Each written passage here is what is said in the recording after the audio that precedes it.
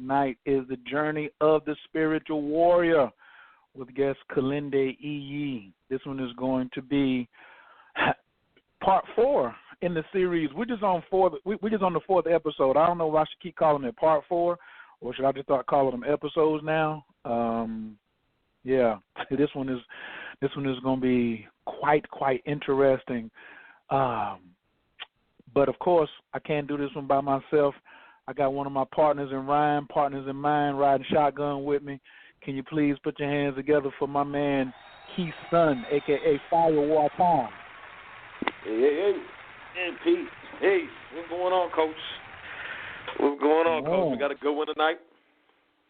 Oh, man, like this whole series, I really feel like I got the next 3 shows set out. I didn't tell Brother Kilindi what the next 2 topic was because he'll rest around and like pull them all into one, which is cool. And it might slip out.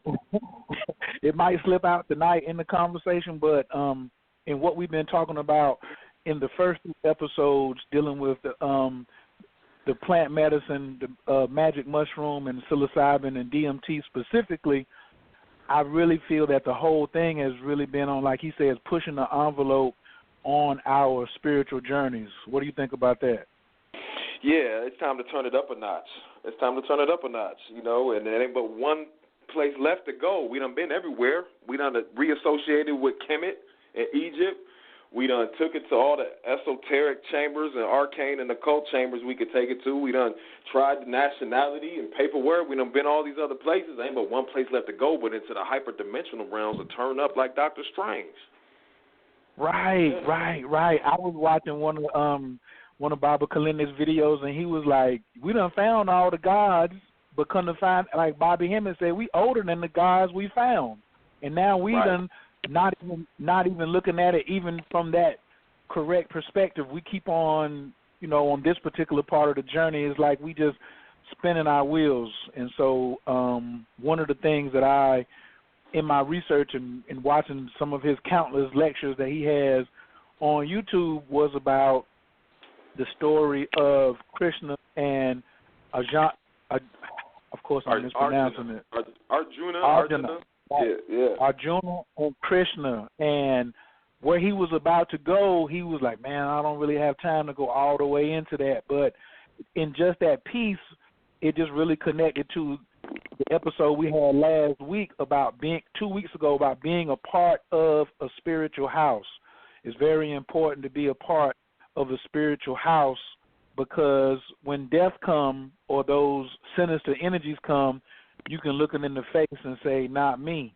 But that takes a warrior-type attitude, a warrior-type mentality. And I think at some level, all of us on this particular path or journey are bringing out our aspects of our own personal spiritual warriors. So I know that you have been, you know, on your spiritual, like, which one do you use more? Do you use your regular you, or do you think that you need to pull out more of your spiritual warrior on this path when you're going more into the hyperdimensional realm? You got to pull out. You got to go tiger style, to use an old kung fu movie reference. You got to pull out the warrior. It's imperative. You need that to go into the dark and to turn up. You know what I'm saying? And to understand that hero's quest, that internal hero's quest, the hero with 1,000 faces, as they say. Yeah. Salute. Well. Wow. And we need a hot conversation tonight because it's cold up here, man. It's Arctic temperatures, so I need a hot conversation tonight to heat me up. Let's go.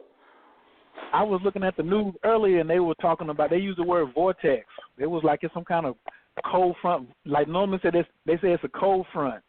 I'm in my 40s. I never saw the news use the word vortex on CNN to describe the weather. And I was like, why are y'all using the word vortex? But maybe Baba can shine some light on that topic tonight. The Magic Mushroom and the Journey of the Spiritual Warrior, episode number 4. The call-in number is 917-889-3803. And never before have I seen such mass movement toward beginning the spiritual path. Church attendance is down, and the search for enlightenment is up. But how do you get started? And what is to be expected? Well, tonight, international scholar and master teacher Kilindi Iyi of the Tamarian Institute joins Coach Khayr and Firewater to help us decipher the journey of the spiritual warrior by breaking down the story of Krishna and Arjuna. As usual, this will be an envelope-pushing conversation, and there's going to be tons of extras. Pen and paper is a must. Please get on your feet, raise your hands, stomp your feet. For Baba Kilindi Iyi.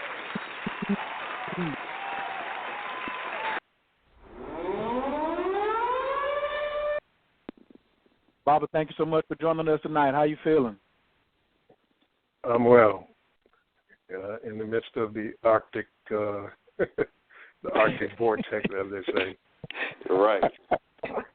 Right. We thought reminds me of the start of the Younger Dryas. It gets worse. It gets much worse. Oh yeah, during the Younger Dryas, the temperatures were about 15 degrees lower. So if we were in the midst of the Younger Dryas now, 11 degrees below zero, it would be almost 30 degrees below zero, and that's due to climate change through a global cataclysm, and the changing of the North Atlantic current, the Gulf of Mexico, the temperatures in the Gulf of Mexico, which can plunge the planet into a mini ice age. And we've had, I think the last mini ice age ended in the 19th century because it went from the 1300s to the 19th century.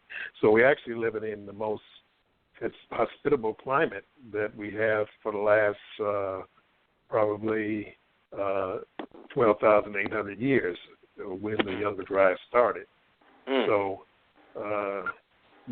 and climate is changing, and it's not all man-made by carbon, by carbon fossil fuels being put into the atmosphere. It's also because of just the global climate changing. It goes through its cycles. It goes through ice ages and temperate climates and things like that. At the last glacial maximum, which was 21,000 years ago, the sea levels were 400 feet lower than they are now.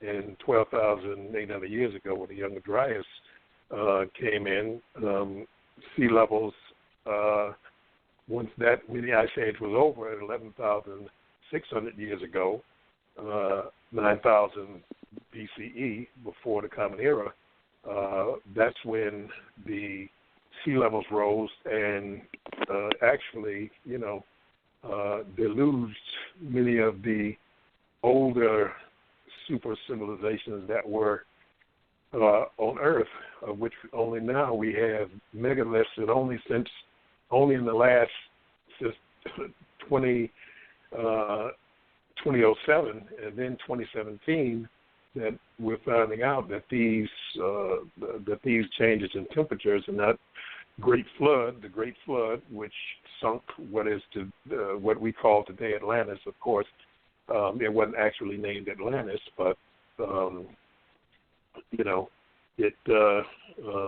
when the great civilization sunk in the sea, and many of the other coastal regions were flooded out. So much of the things that we want to understand about the ancient world is underwater, and we have to deal with marine archaeology and marine biology and all those different types of things, and to start to bring these things up. And of course, deal with cave culture. Have to deal with the cave cultures worldwide, because when these cataclysms happen, many people who were in high elevation could hide in caves. It's a lot of things in the Grand Canyon that we have to look at as far as North America. North America was heavily affected by this because this was the epicenter of the impact of those comets or asteroids or meteors, whatever they were. They don't know exactly what they were because, comets and meteors are different. The asteroids are, they're basically heavy metal, and the comets are more ice, but they have deposits of metal inside of them. And when they hit the atmosphere, they break apart. And when these things come in at between 70,000 and 100,000 miles per hour, and they hit, they do a lot of devastation. They do a lot of devastation. And it hit the North American ice cap, which was the Laurentide ice cap, which was the one that covered Michigan and Ohio and New York State and Wyoming and places like this. And when they hit in Michigan, they knocked ice all the way to North and South Carolina, and they created what are called the Carolina Bays, which are these oblong depressions in the earth that are now filled with water that go in a particular direction. At Saginaw Bay, Lake Erie, Shore Lake Erie is the lowest elevation in Michigan because that's where one of the comets struck, and it just devastated the land. With inland tsunamis with waves of 1,000 feet tall. That's almost taller than the Sears Tower. So this water would come in with not just water, but debris. It would bring whole forests and boulders and icebergs and everything coming through, dragging, scouring the land, just like in Washington State. The scab lands of Washington State show the water degradation of the land and how it was brought through. And that wasn't just from Lake Missoula, which was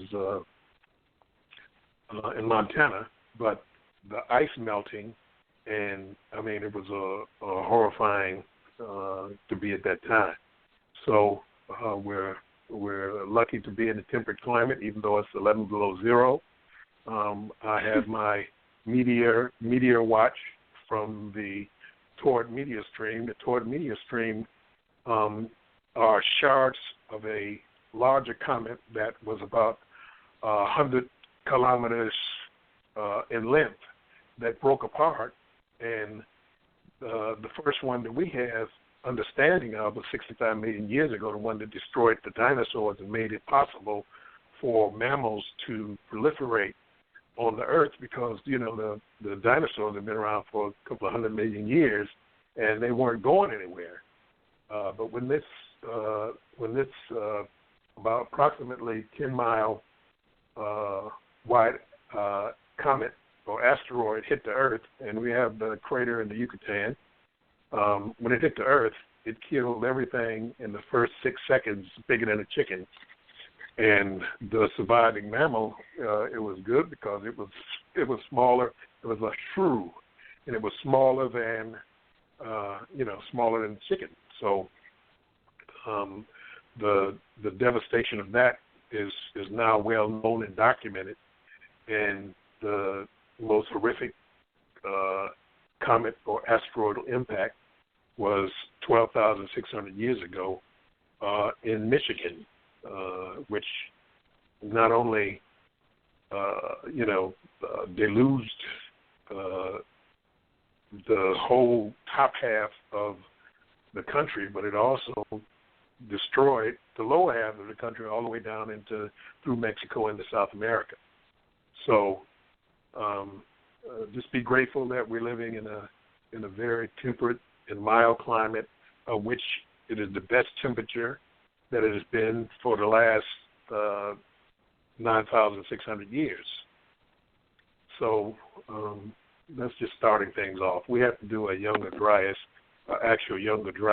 episode so that we can go through the particulars of this and the effects of destroying, many of the high culture in the Indonesian archipelago and in the Philippines, all the way up into the time of 11,600 years ago when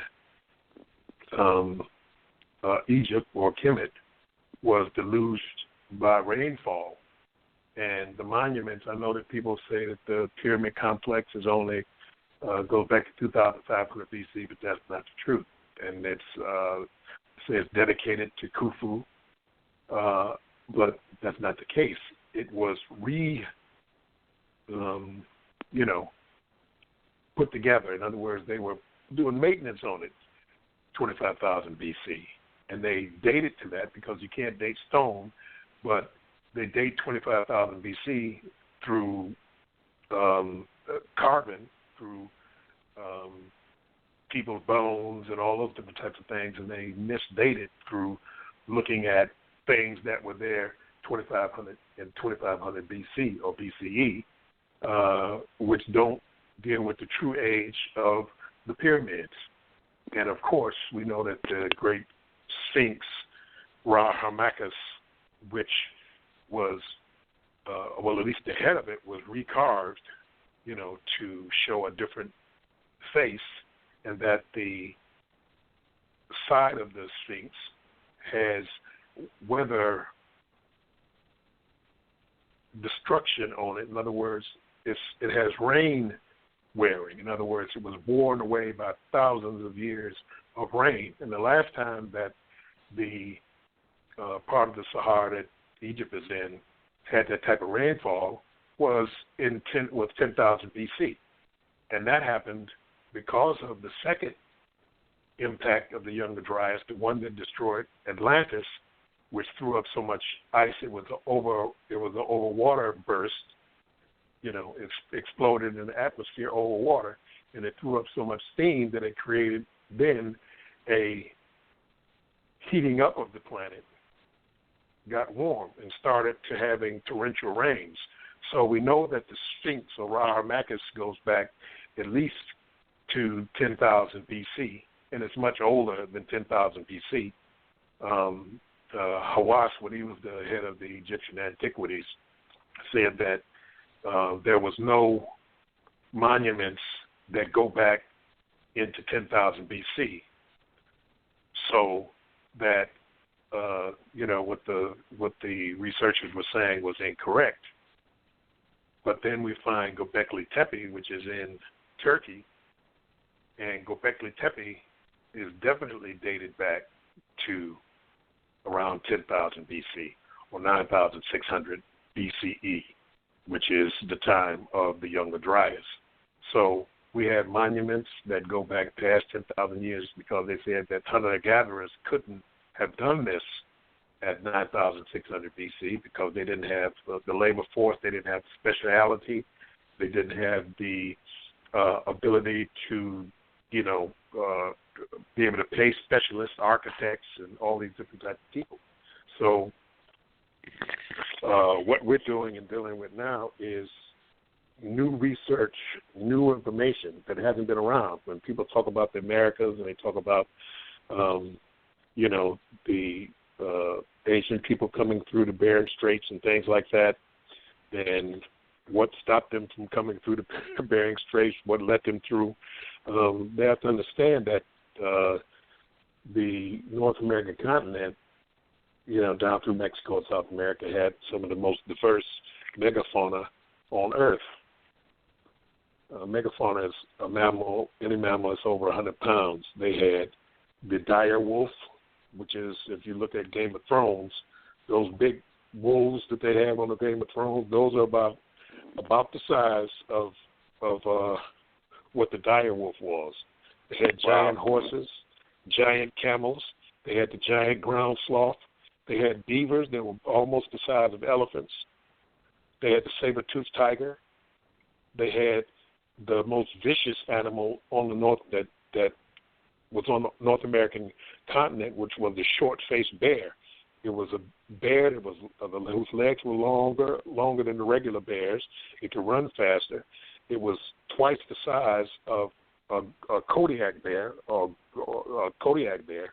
and it was the most fierce animal on the doggone North American continent. You had mammoths, you had mastodons, you had the woolly rhinoceros, all of these different animals roaming that were killed out in one afternoon 9,600 years ago. So we have to go through that to just let people know that when they start talking about who populated the Americas and how far it goes back and who's who and if somebody else was here, how did they get there, and all those different type of things, we'll have to talk about that because this is all new research. It's less than 10 years old. So most archaeologists and geologists don't even know about a lot of this going on. And when we're talking about the world, we're talking about origins, we're talking about high cultures, super civilizations, the passing on of knowledge and information from the older times, which were prior to the Younger Dryas, into the newer times, which is after the Younger Dryas, and how these things were. The different remnant people who survived the cataclysmic impacts that happened 12,800 years ago and 9,600 years ago. Those who they talk about in the Ep-4 building text in Egypt, about the primeval mounds and the flood and all those different type of things, because even though the temple of Ep-4 is a Ptolemaic temple, in other words, it only was built around 300 BCE. It's built on older temples that are built on older temples that are built on older temples, and the records that they had that were on papyri and animal skins that were falling apart because of their antiquity, they took those and they built it into the newer temple on the walls, and that's why they call it the Ep-4 building text, because the stories that were in those papyri and animal skins was carved directly in stone into the wall so that they would be preserved and we would never forget, even though we've forgotten, because even though we go to, these places, we don't look at the right things. And we need those people who are experts in meta-nature translation that are ours to start going to these different places and translating directly from the walls instead of interpretation from other people's books. And we need those people who are studying meta-nature to now step up into the greater realms of meta-nature, where meta-nature becomes alivened, because the key to the next level of the deciphering of the meta-nature is through the hallucinogens, where at certain doses the meta-nature becomes animate. At higher doses, the meta-nature, the characters or carvings or papyri or papyrus comes alive into your environment. In other words, if you are studying a papyri under 15 grams of Psilocybe cubensis, the papyri, the characters in the papyri will come off the papyri and come into your room or into wherever you're studying, and you can have a face-to-face, mouth-to-ear relationship with those characters inside of the meta-nature. And at a higher dose, 20, 25, 30 grams of Psilocybe cubensis mushrooms, or any of the Psilocybe mushrooms, it could be azarensis, it could be any one of the different types, walleye or whatever, it will take you into the papyri, and you can explore the world of inside of the meta-nature and take it to the next level. That's what we need our people studying meta-nature to be able to do, but they have to have the courage to be able to take the dose. They have to train by increasing their dose over time, and then we can start doing what the ancients did prior to the Younger Dryas and then after the Younger Dryas to restart ancient Kemet, and that is the ingestion of the mushroom, being able to go into the world of the Neteru and be able to bring back technologies and architecture and weapons and styles of martial arts, warfare, being able to go in and bring back philosophy, being able to go into these realms and bring those stuff back like they did, because it's not about recreating what the ancient Kemetic or Egyptian people did. is about going and doing the same things that they did so that we can take it to the next level of what we want to experience and deal with in relationship to what we're doing now, moving into artificial intelligence, moving into quantum realms, moving into the solar system and things like that, to be able to bring back this knowledge and information. We need people studying Mars under the influence of the mushrooms. We need people studying Sirius and Orion and the Pleiades and all these different things under the auspices of the mushrooms as true experiential sciences. It doesn't take away the other sciences. It doesn't take away anything from anything else. But it adds that dimension of experiences that can't be experienced in the three-dimensional five-sense reality of which we are embedded in until we take the dose to be able to escape that reality into a greater hyperdimensional, extra-dimensional. All of the different areas of the next level of what we're moving into. And, people, I talk about these things all over the world, and I move to share them with our people. But, next month is Black History Month. They want to hear, we were the greatest people in the world. We built the pyramids and, we did this and we did that. When the reality is, what is we doing now? And the folks who built the pyramids were taking these mushrooms. So to do what we need to do for now, while we have the ability and the chance to be able to do it, everybody can do it. It ain't got nothing, so you ain't got to be special. You ain't got to be goddess so-and-so and such, or God such and such and so-and-so. Most of the people call themselves gods and goddesses ain't nothing but farmers and merchants. If everybody is a god, then a god is not special. If everybody is a king, we came from kings and queens. Yeah, okay, well, you came from kings and queens. What about the farmers? What about the dung collectors? The people that went around and picked up the shit off the doggone sidewalk when folks put it in a pot. What about them? They existed too. And a lot of people are just, and that's an honorable vocation. People we look at the story about the people who look down on the dung collectors. Like you go around and collect dung. You ain't the shit you collected. I'm a prince of so and so and so and so. And the dung collectors stopped collecting dung for 2 weeks, and they made a whole new mystery about the dung collectors. They got gold, and they walked down the street carrying the cans of shit with gold armor on and stuff like that. People bowed to them as they came, because if they don't pick up that damn dung, it's going to be a shitty society. So what about all them people? Everybody was not a king and everybody was not a queen. We had farmers and merchants, and we had warriors, and we had all these different classes. And Arjuna and his brothers, the rest of the Pandavas, Yudhishthira being Arjuna and the twins, Nakula and his twin, I can't think of his name right in a second, but Sahadev and Nakula. Those were the 5 Pandavas, who were the sons of Pandu, who was the king. But Pandu, hunting, killed a deer who really wasn't a deer. And he said, he was a highly spiritual being in the guise of a deer. And he was copulating. And he cursed Pandu by saying, Pandu, you shot me while I was in the midst of getting busy. I was, trying to get me some, and Pandu said, I'm a hunter. He said, yeah, you're a hunter, but you was disrespectful because you shot me in the middle of copulating.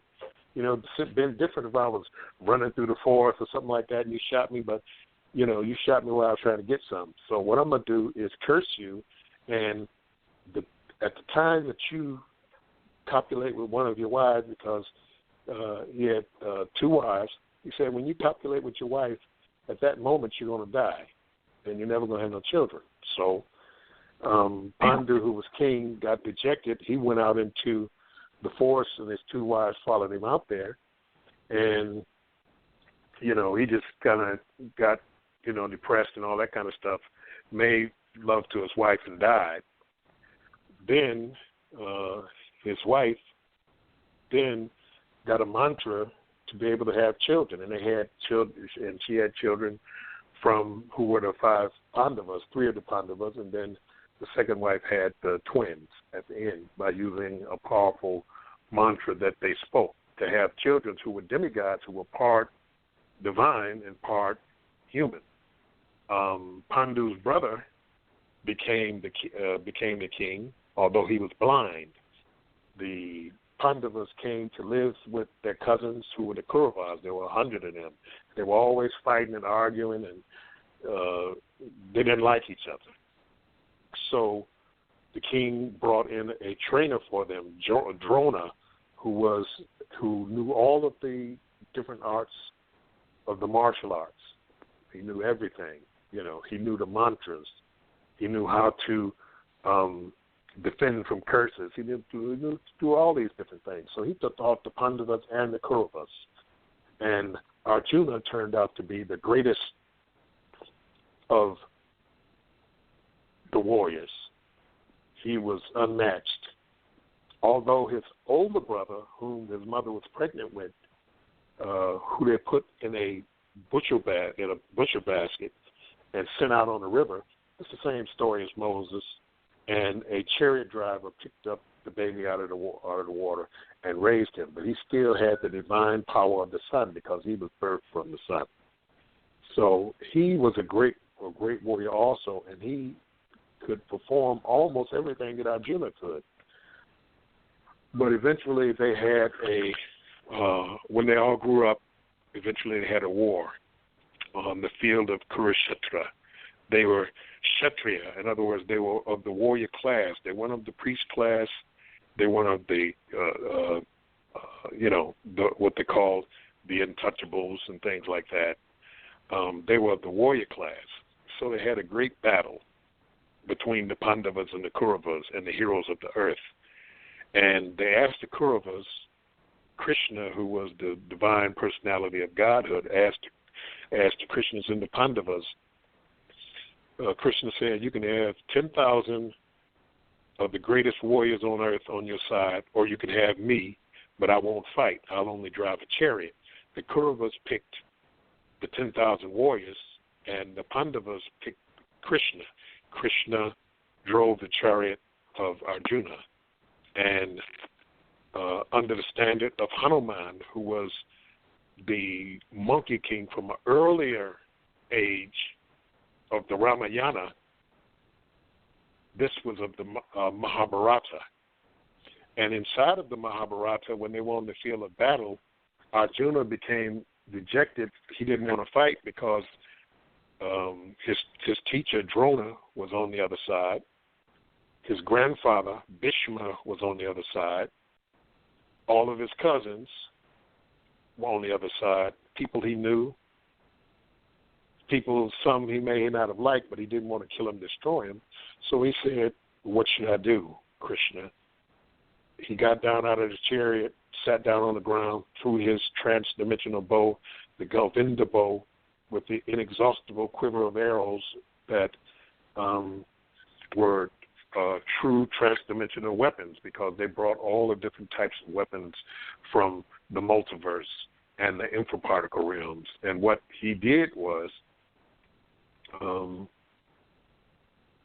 dropped his bow, dropped his arrows, and said, I can't do this. I can't fight. And Krishna said, why are you worried about this?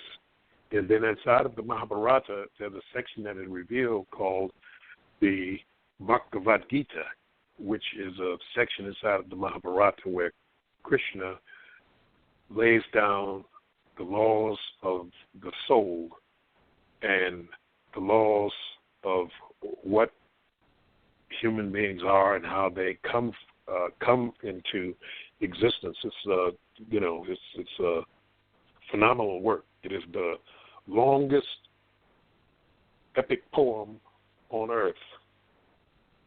the Mahabharata. And what happened was Krishna revealed to Arjuna, because Arjuna was worried about killing somebody, and Krishna told him that if you have a soul, you are immortal. You cannot be killed. There's no way that a soul can be killed. What you see is Maya, illusion, the illusion of the body. Now, there's some folks over there on that side who have no souls, who are just part of the matrix.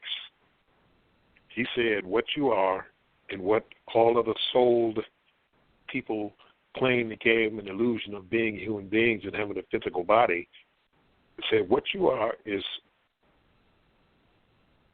so small, but so powerful, so significant. It's so small, it's so large. He said, no fire can burn you.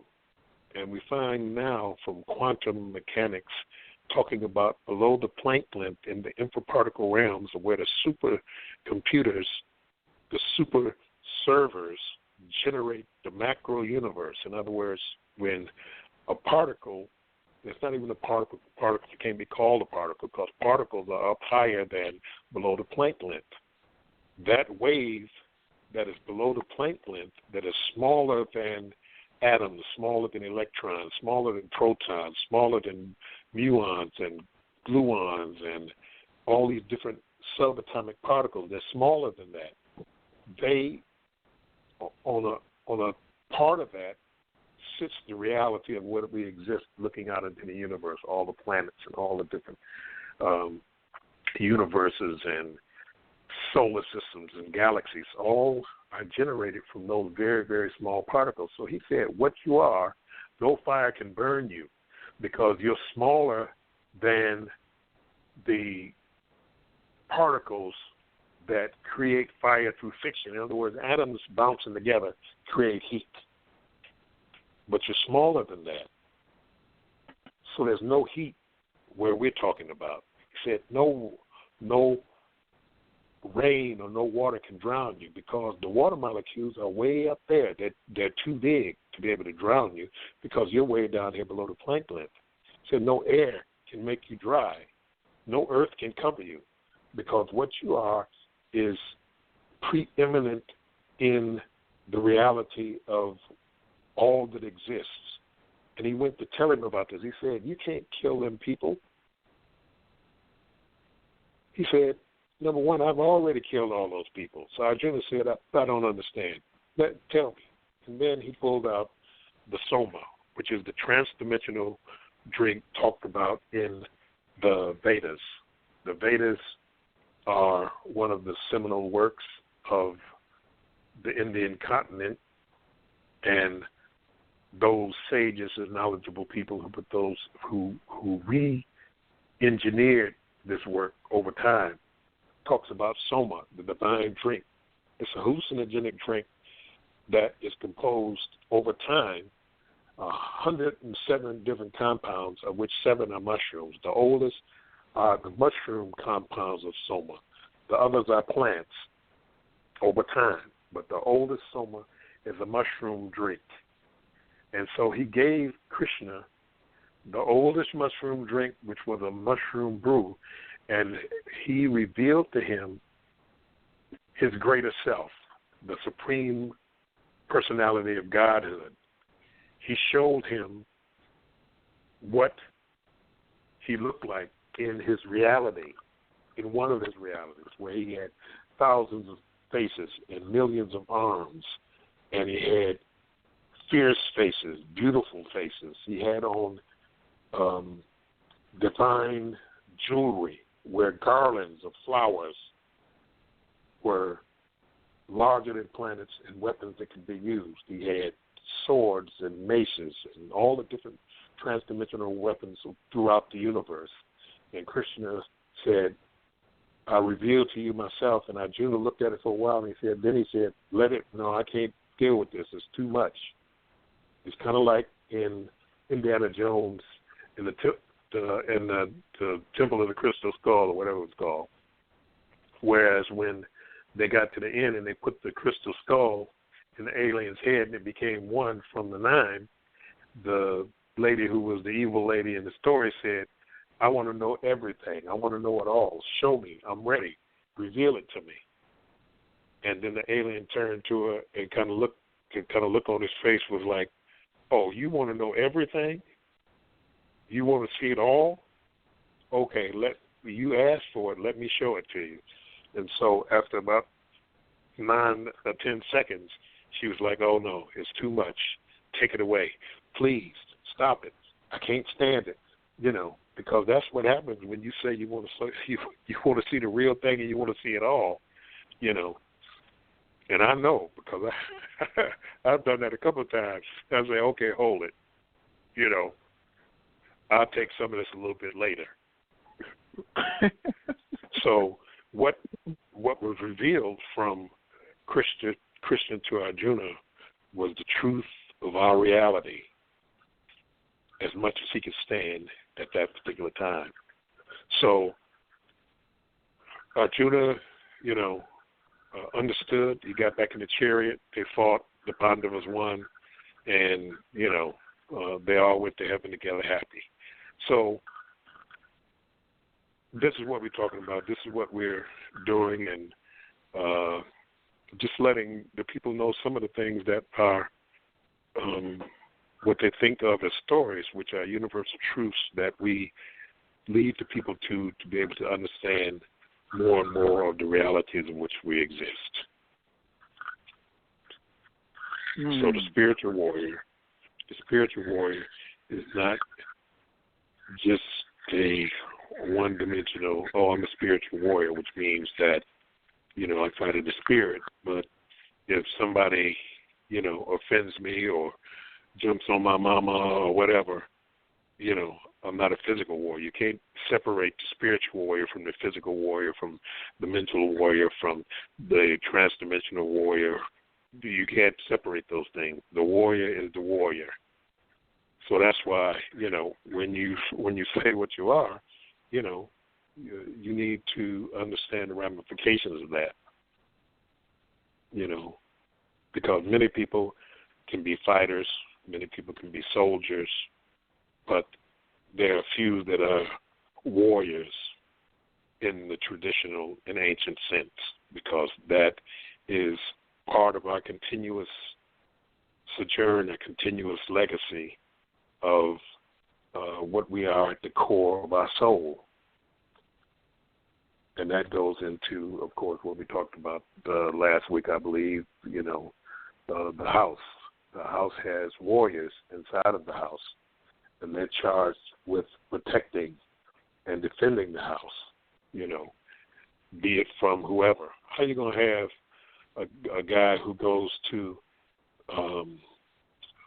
the Korean War, the Vietnam War, and he's a crack soldier, and he fights and kills, Vietnamese, he kills Koreans, he kills Germans, he kills whoever the United States tells him to fight. But then when he gets back here, he's scared to do anything, because the soldiers, you have some warriors who are in the soldiery game, because many times these people their courage is generated by those who are around them. In other words, you can be brave if you have billions of dollars of equipment, if you have unlimited resources, if you have friends who are going to back you up, thick or thin, not leave you, and things like that. So you have courage because, hey, the guys are going to help me, the guys are going to protect me. Yes, maybe I will get killed, but, I have all this backup. I have all these people with me.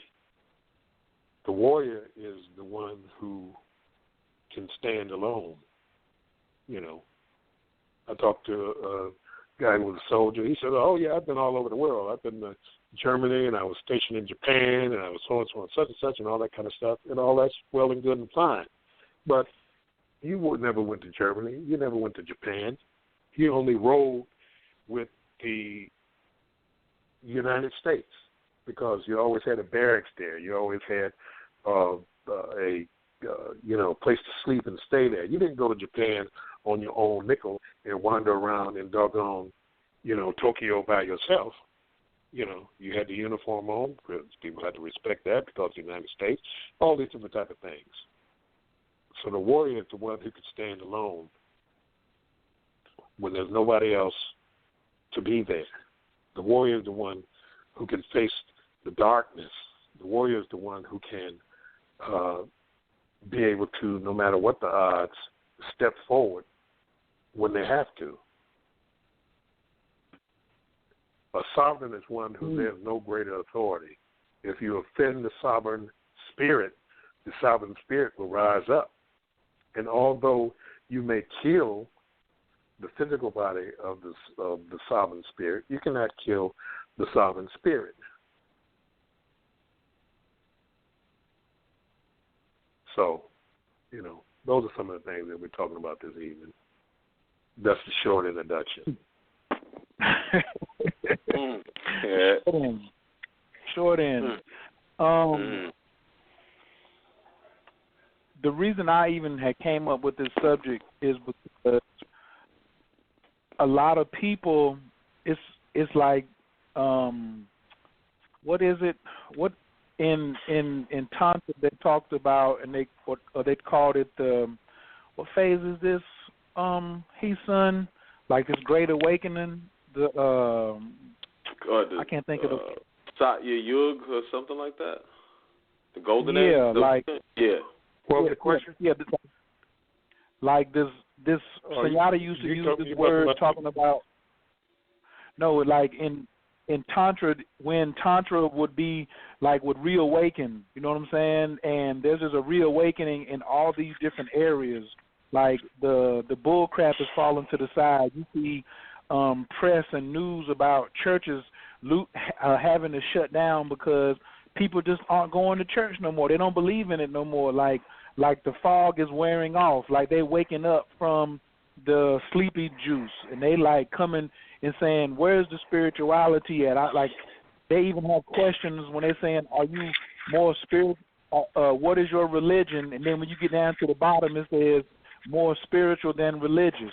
But in the 1950s, they would not dare to even give you more than 3 choices. Now you got 10, 20 choices on an application of saying, where are you or where's your spirituality? And especially with the birth of these millennials, these children born like wanting to know, like it's not enough for them to be like, what you want me to believe? Like I'm done with the belief era of Pisces. Now I'm in Aquarian where I must know. Give me the information. Then it's moving back to Capricorn after the Aquarian age, but that's going to be a couple more thousand years. But they want to know what the facts are. And a friend of mine, he is up in Ohio now, and he was like, man, there's no book on how you get started on the conscious path. And I was like, well, you got to write that book for what you need to know. And he was like, man, it's so confusing out here because it's so many, what you call them, farmers and merchants. They're really not on the path. They're just trying to sell you something, And so you're being over here at my stand, Come over here and buy my wares. And it looks like it's gold, but it's actually only pyrite. Like people buying pyrite thinking it's gold. And I wanted to do this show because one of the things that I am 1,000% in agreement with you is forget the experimentation or all the rhetoric. Like, when do we do the actual work? That's when we stop talking about you took 2 grams and you was microdosing and you went to the party and you took a hallucinogen trip. No, you didn't. You still like walking by the beach. You haven't even put your feet in the water yet. And the only way you're going to get that is to actually step onto the path, and I don't know whether you put in a video or I heard it somewhere. It was like these people saying they are practicing these ancient traditional rites of passage or spirituality, but they don't have any of the sacred plants in it or the sacred medicines in it. Like, how could that be? But so I wanted to do this show to say, look, man, here's somebody who's done it. You know, not just, you 20, 30, 40 grams and still going back. You still setting goals and say, hey, yeah, I've been doing this since 1974, but guess what? I still need to take a 50-gram dosage, and I ain't looking forward to it, but I still got to keep pushing the envelope. So the reason that particular story to me was so powerful about Arjuna and Krishna was a lot of people have read the Bhagavad Gita or heard of it, but you mean to tell me he broke him off with 15 grams, 21 grams, and was like, man, open up your transdimensional eye and see what's really going on, that you really got all these hang-ups in your life. And we're really stagnated from being spiritual warriors. Like, we got spiritual warrior in us, but we're not taking the steps to bring that out. Like, we asking the questions and things like that. So that was why I wanted you to come on tonight and get into those particular steps. I really feel that we've been talking about that since like the first episode, where you was like, look, man, inch your way up. There's no competition, but we got to get there. And then tonight, as you said, we need people studying the planet Mars. We need people studying the Metu Neta. We need people studying XYZ. That's a part of the responsibilities of the spiritual warrior, and that it's okay to be the spiritual warrior, because now they use shame to try to keep us from opening up sexually, opening up mentally, opening up spiritually, opening up emotionally, from us, like, seeing who we are in our own transdimensional form. So could you build on that a little bit, Baba, about that particular, some of those basic requirements of, and some of the steps that you see that we need to take on this journey of developing the spiritual warriors? Like you said, from show number 1, we need more Dr. Strangers. So people was like, oh, he just had a cloak. Yeah, but Dr. Strange, he was about to smoke. He wouldn't run from you. He wasn't scared of nobody. He'll fight you. You know what I'm saying? Like, and it was all martial. So can you, like, elaborate on that a little bit as far as those things that we need to start pulling out? And like you gave us a part of the history of how the magic mushroom and the DMT has played a part in that, in opening up who we are and removing that fear aspect. Well, as far as Dr. Strange and his cloak, the cloak was one of the relics of their particular system, a guild, just like they had the traps and different things that were in the place where Dr. Strange was in control of in New York, his house. We have the transdimensional weapons. The weapons are here on Earth in this time and are ready to be used at the proper time. People hold these relics and weapons all over the world,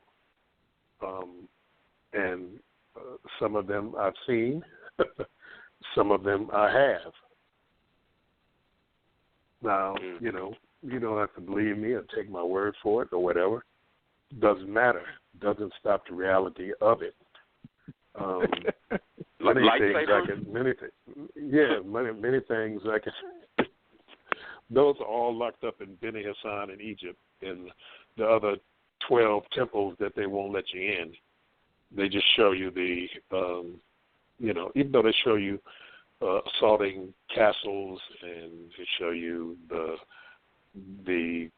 grappling aspect, kicking and punching and all that kind of stuff, some weapons, all that, they won't let you into the temples where the slick stuff is, because only those people who are studying those things can get in. Studying how to turn them on. You got a lightsaber. They don't know how to charge them up and put the battery in. So we can get these fools this, but the thing is that all of that technology is accessible, through the entheogenic realms at the proper doses, with the discipline to push on to get to those places. Arjuna went to the planet of war, the planet of weapons, where the weapons are, those weapons are kept. And those that are the custodians of those weapons have to look into your spirit and into your soul, because they're not going to give you what is not already yours. They're not going to give you what is not part of your family line. In other words, you can't get something that belongs to somebody else. You may want it, you know, no different than karate and judo and jiu-jitsu and ninjutsu and all those different type of things. You have people who are black people who should be busting Nigeria down trying to get the arts and weapons there, but they want to be Japanese and Chinese and Korean and things like that. And the Japanese, Korean, Chinese martial arts are good and wonderful for them. I said this 48 years ago.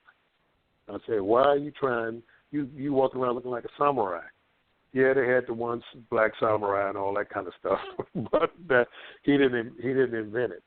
They went into novel states of consciousness and gleaned those things from their ancestry, because all of those arts and sciences and all that stuff is available in the hyperdimensional realms. They have classes there.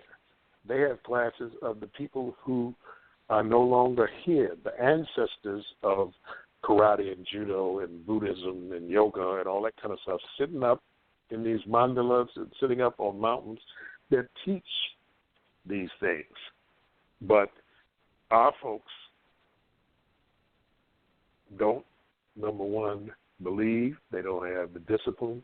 They don't have enough faith to take the step to be able to be part of something greater. Higher level martial arts are conveyed to the practitioner through the entheogenic realm, because that's where they have access to those realms where these things were created. When they say that the beginning person of the style had a dream,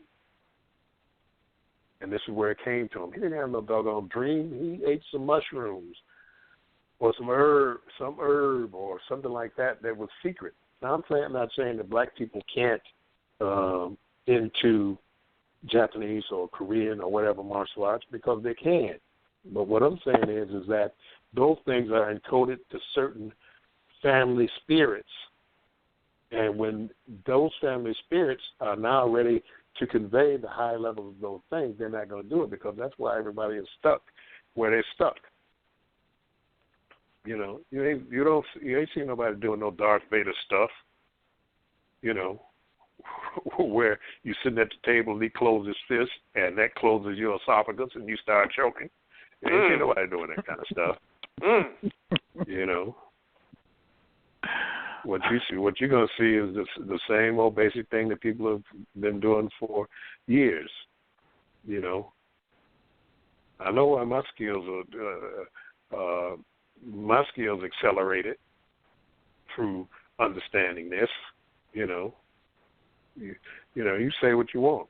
It's documented. You know, I've taken guns and knives, and I'm not just saying this to brag. You know, and you can go to the records of the Detroit Police Department. When the police jumped on me, and I took the guns and flashlights and all that kind of stuff, and they went to the hospital and dismantled the group, and the one that said that he would hit me with a flashlight because I was too smart, I told him, swing the flashlight. That's the last flashlight you will swing as a Detroit police officer. He swung the flashlight. He's still off on the walker with his special bed, you know, getting money from the Detroit Police Department. I say hi to him every once in a while. Officer Fenter, Sergeant Fenter. I don't know if he's retired now. He probably is retired, but he was retired that day. He swung the flashlight, and I told him not to. You know, and yes, they tried to shoot me, and yes, they tried to shoot me, you know, and all of that, but none of that worked. Hyperdimensional training, huh? Yeah, and when I go places, I go myself. I don't go with no big groups. You know, I'm up in the mountains of Hungary, and they say, "Come on, let's go to this cave." You know, we got some things we want to share with you because we see that you know you got the old knowledge and information. I say, sure. You know, I don't know these folks from Adam. That's vampire country. That's up there with the Draculs and all that kind of stuff where folks are turning into werewolves. And I know that you know, folks will say, well, ain't no such thing as a werewolf. Ain't no such thing as a vampire. Yeah, you say that sitting in St. Louis, Missouri in the Marriott. But get out there in the dark, in the mountains of Hungary, on the doggone cart, riding up the doggone path and go into a cave and you looking at dark red eyes, then tell me there ain't no vampires. Then tell me there ain't no werewolves and all that kind of stuff that's just fantasy. It's fantasy because you don't do nothing but sit on the internet and pontificate about what's real and what's not and what you done read in some books.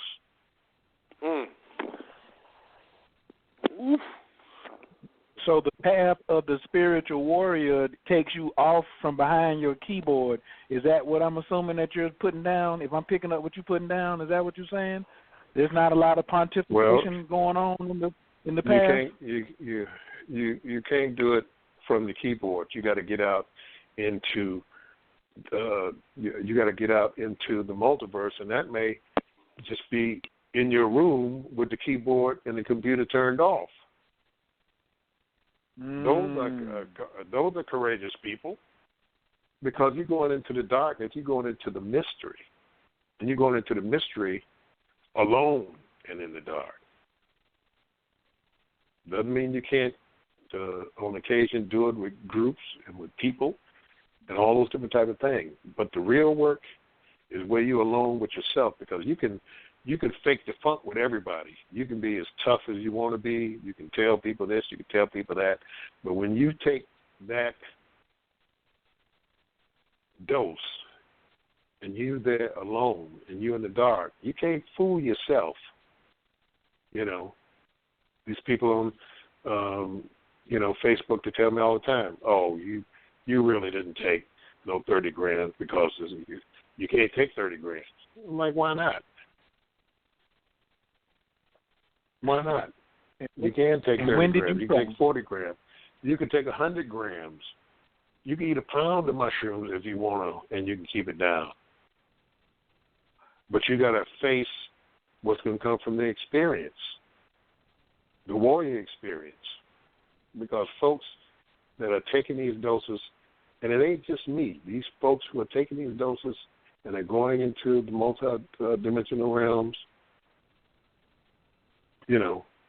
are the courageous folks. And they're housewives, they're elders, they're teenagers, there's people who are work for the postal service and those type of things. These ain't, somebody out bragging about what they do and, I'm in MMA and I'm a kickboxer and all that kind of stuff,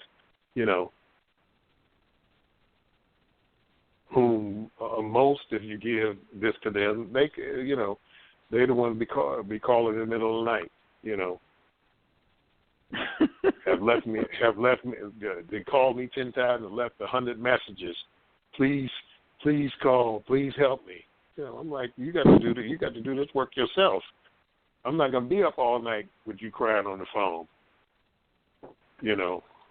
World champion MMA fighter, tattoos all over your back and all over your neck, with lions and stuff like that. I say, call that lion on your neck to work for you.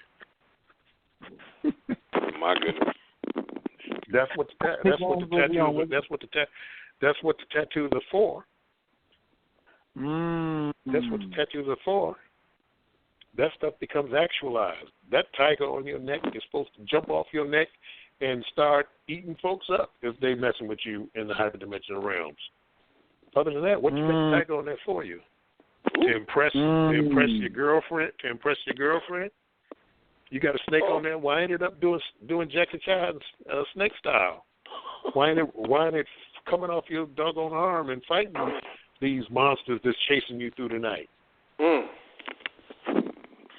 Now that doesn't mean that they're not beautiful places, that they are calm and wonderful places out there, But when you say you're a warrior, that's what you're going to be plunged into because they're going to test you. It's like when I first went to Africa and, you know, you say, what do you do? I'm a martial artist. Well, what's a martial artist? A warrior, a fighter. Oh, you a warrior, a fighter? What y'all do? We stick fight. Okay, well, we got sticks. We got a bunch of sticks. Let's see. They didn't say, "Oh, that's great. We're gonna look you up on YouTube and see if you're a fighter." They said, "Let's get this stick and let's get over here. You a fighter? Okay, we got some guys over there that's wrestling, and when they're in Africa, they say wrestling. That's just a catch-all for a lot of different things. That kicking, wrist knife fighting with kicks with blades on your ankles, and the powders and poisons and all that kind of stuff. You got to be ready for all this kind of stuff because people take you at your word what you say. It's only the people. It's only people who came and lied because the world didn't know a liar until the colonizers came and started lying to people. People didn't know what a liar was. They knew what your word was, and your word means something. That's what they told them, the indigenous folks who were here. You know, okay, Sitting Bull and the rest of y'all beat us bad here down at the fort. Y'all beat the Bluecoats. So what we want y'all to do is, since y'all won, we're going to sign a treaty with you. But come on down to the fort. Y'all don't bring no weapons. We ain't going to have no weapons. Y'all come down to the fort, we're going to sign a treaty, and we ain't going to never mess with y'all again, and we ain't going up into the Black Hills. We're going to leave that alone. So we're going to stay down here in this valley. Y'all go up in the Black Hills, y'all sacred land of ancestors. You know, y'all can do what y'all want. We're going to leave y'all alone. We won't mess with y'all because y'all beat the hell out of us. Now, come on down to the fort. Don't bring no pistols and no knives and no nothing. So they march down there to the fort, walk in the fort. They close the door, and, of course, they bring out the guns and arrest everybody, kill some folks. They escape because they're great warriors, go up into the hills, the Black Hills, come down again, fight the fort people again, fight the cavalry again, beat the hell out of them again. And they say, okay, y'all licked us. We know that y'all are great warriors. We just can't beat you. So this time we're going to really sign the treaty. Y'all come down. Don't bring no weapons now because we're really going to sign the treaty this time. And the folks, of course, leave their weapons, march down to the fort again, and, of course, the same thing happened because nobody was ready for a liar. Nobody cared nothing about no piece of paper. But they said, okay, well, this is the way we're going to do it. They're giving their word. We're going to go down to the fort, not have no weapons. And, of course, they bring out the guns again, arrest people, shoot a bunch of people up. They escape, and they fight them again. And it would happen over and over, not just here. It happened all over the world. Nobody was ready for a liar because people took people at their word. So what did they do? How did they beat, the Apache and the Chiricahuas and the Lakota and all those different folks? Because they couldn't beat them, because they were doing guerrilla warfare. They had just gotten out of the whole British thing. Standing in line, everybody, all 12 of us ride on a horse in a line. You get to the back of them like turkey shooting and shoot one from the back. They don't even know what's happening at the front. So they beat the hell out of them. What did they do? They called in the Buffalo Soldiers because that's who caught Sitting Bull and all the rest of them. We were tricked into, I'm not saying we in the sense of me, I'm saying we black folks were tricked into messing with people we didn't have no business messing with. And when the apologies started rolling out in America, the Buffalo Soldiers had to start apologizing to them people for going out there messing with them people when the government and the white folks were messing with them. Why did they know the Buffalo Soldiers should catch them?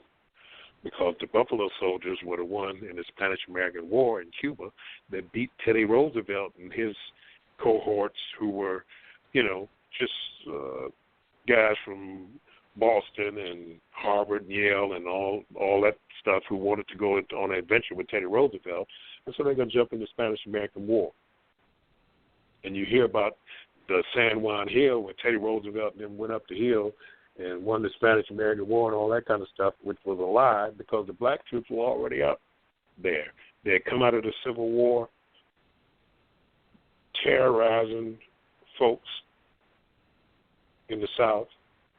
And then after that war was over, so after the Spanish-American War was over, what did they do with them? They didn't know what to do with them because you had a bunch of black folks riding around who wasn't scared to kill white folks, who were fierce fighters. What did they do? They sent them to the Philippines.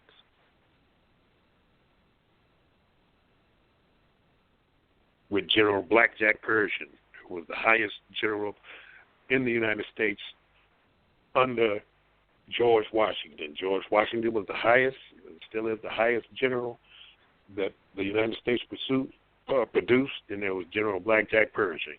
Blackjack Pershing, they called him Blackjack because he was with the black troops. He led the black troops.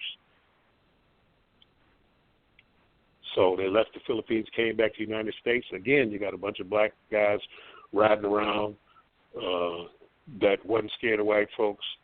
You know, you want to get in a shootout? Okay, let's do this. No different than these young boys running around in confusion, shooting each other and shooting people. Except they wasn't just riding around shooting people. They were soldiers.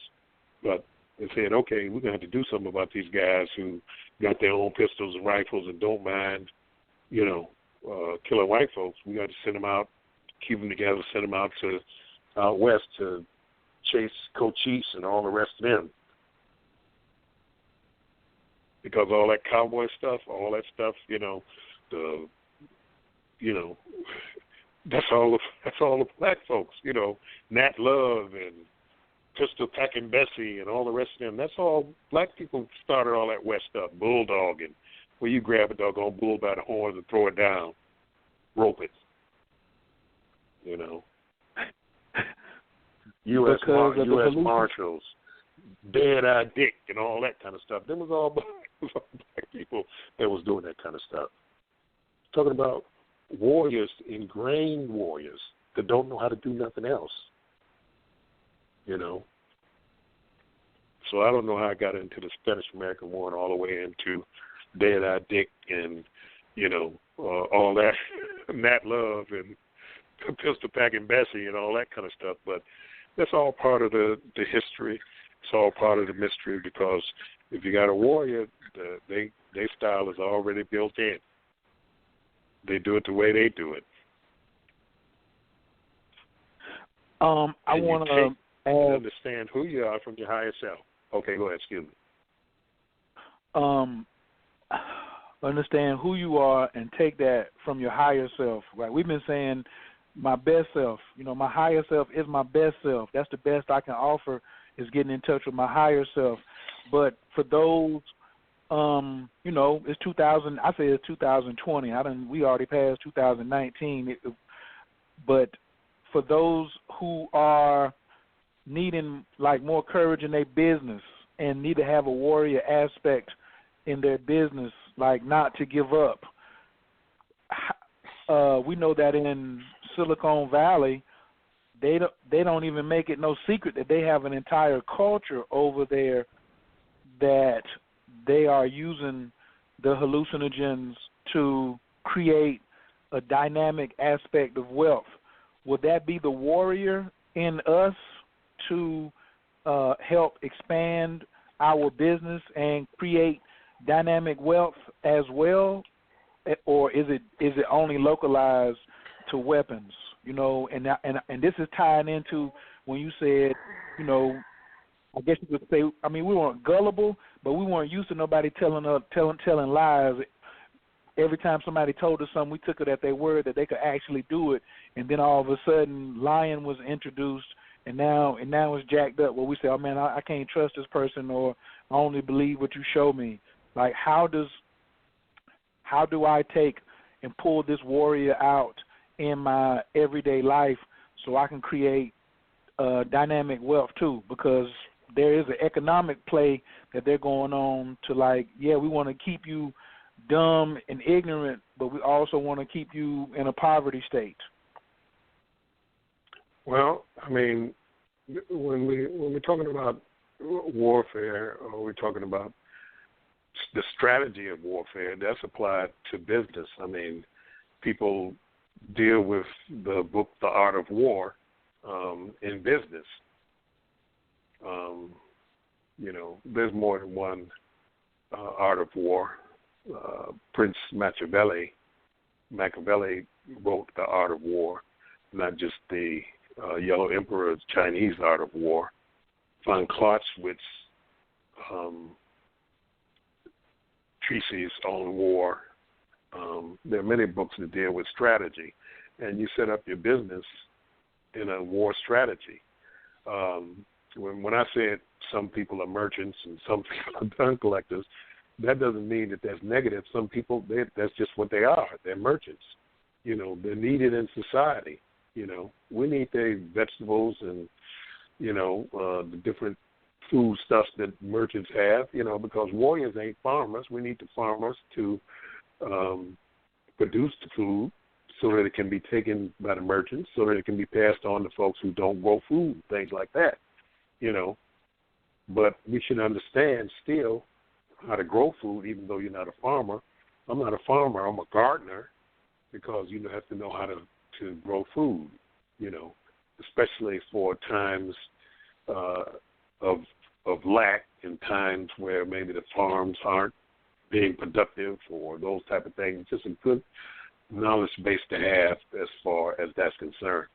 Now, people who are talking about, basing that whole survival plan on growing food, in times of conflict, or if society breaks down, martial law is implemented 100%, stuff like that. You got folks. I think I was watching a brother on YouTube when he was talking about survival and things like that. He said, "How many people know how to grow food in the cities? If the food." I'm like, number one, you think that they're gonna let you have your food? You got a garden. You got people that ain't never missed a meal, and they are gangs of feral, Hell's Angels or the zombies or whatever's walking past your garden, and they go, "Oh, that's Mr. Rutherford's garden. We ain't gonna take his tomatoes and squash and all those different type of things. They ain't gonna let you grow no doggone garden in the midst of chaos, because people gonna come out and take the food. They smell some soup coming out the top of your kitchen. You're gonna be dead. You may be put in the pot. So we have to understand that you still have to know these skills, but you have to be realistic also. Now, as far as financially, that's all, again, warfare. You just utilizing the strategies of how you defend your company, how you present your company, how you keep the secrets of your company. It's all based upon warfare. You have to be cognizant of what the new technologies are. I know that folks think that Bitcoin is dead, but no, they just you always slough the suckers off, just like in 1929. All of the big stock market houses and Jamie Dimon and all these people's Bitcoin is not anything. It's not backed by anything. So everybody when the price dropped got scared and sold their Bitcoin, and the price dropped. But you don't know that's what they always do. When you start selling yours, all those big people, all those people at this house, this stock house and that stock house, and all the people that you think that was talking about Bitcoin and ain't backed by nothing, they in the midst of buying frenzy. They're buying it all because Bitcoin is limited in number, and the mathematics prove out Bitcoin is based upon math. Bitcoin is more valuable than gold. The blockchain is how things will work. Litecoin with contracts is how the future is going to be produced here. Bitcoins are not as high as they were, but it came from 2/2000ths of a cent to $3,400 a coin. It went up to $17,000 per coin from something that you had to put together 2,000 of them to make a penny. It went up to 17,000 fiat dollars. Bitcoin is more powerful than gold because it's based upon the math. And the math says that within 5 years, each of those Bitcoins that are $3,000 now will be worth close to $1 million, if not $1 million or more. The math bears it out.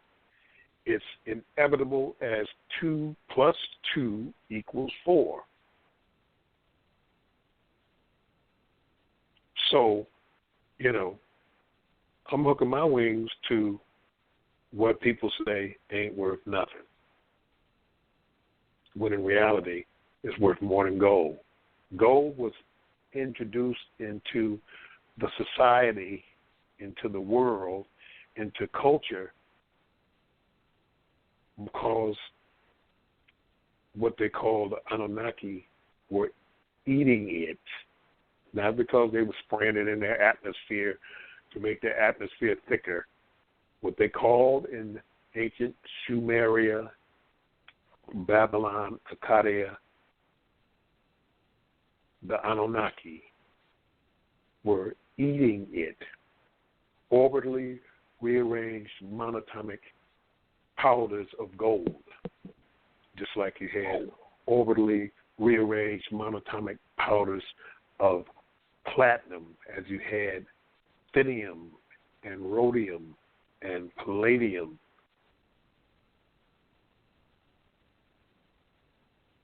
Powdered, and were eating it because it comes from the stars. It comes from asteroidal comet impacts.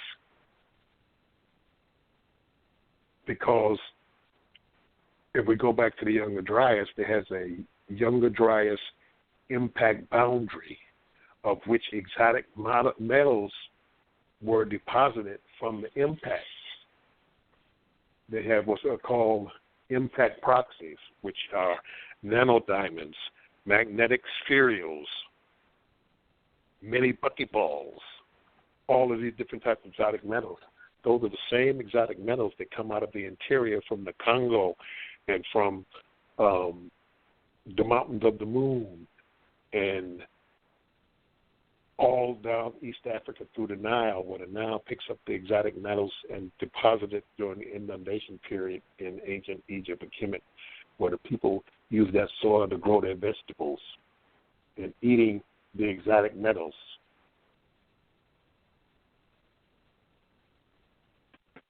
These are the same metals that are deposited on the earth.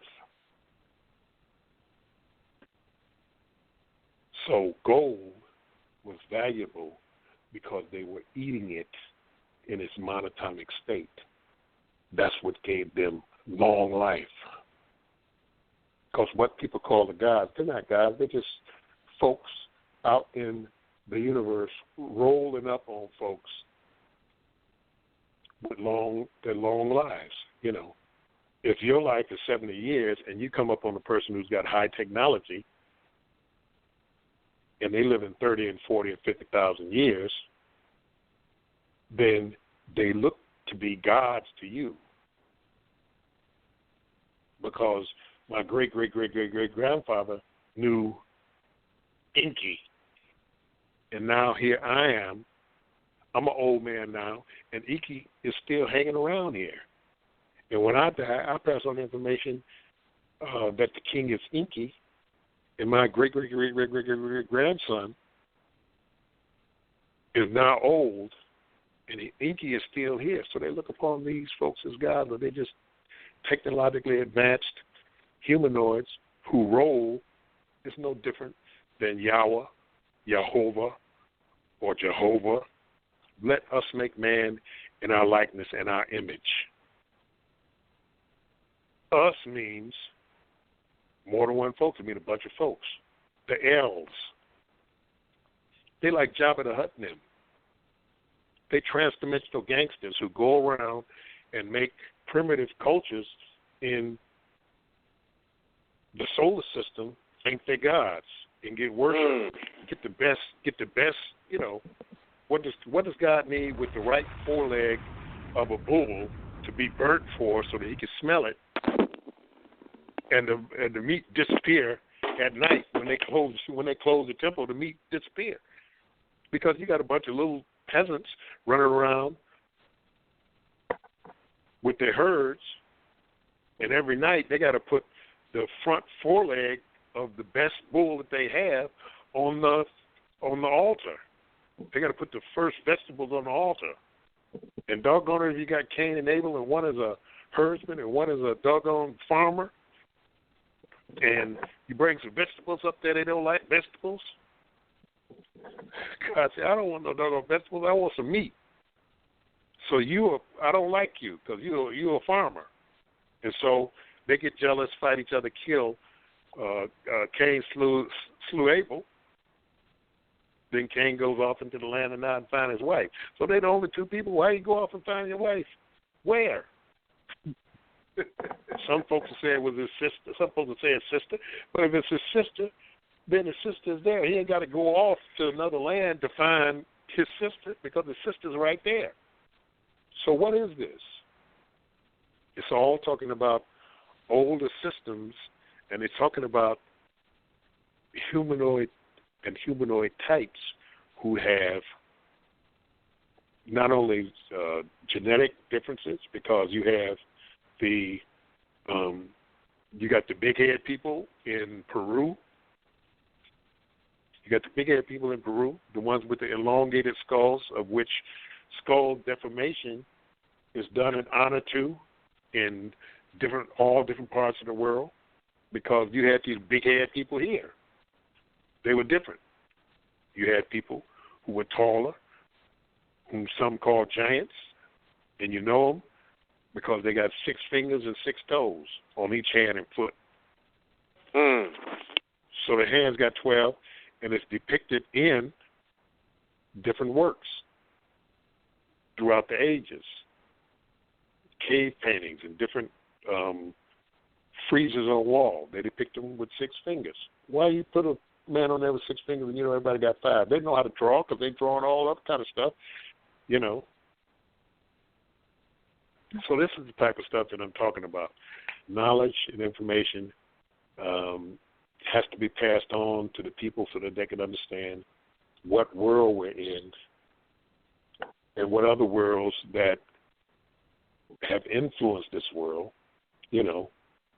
Mars was destroyed. Mars had a civilization, had an atmosphere, and all those different types of things that were destroyed by one of those same shards that hit 12,800 years ago and 9,600 years ago.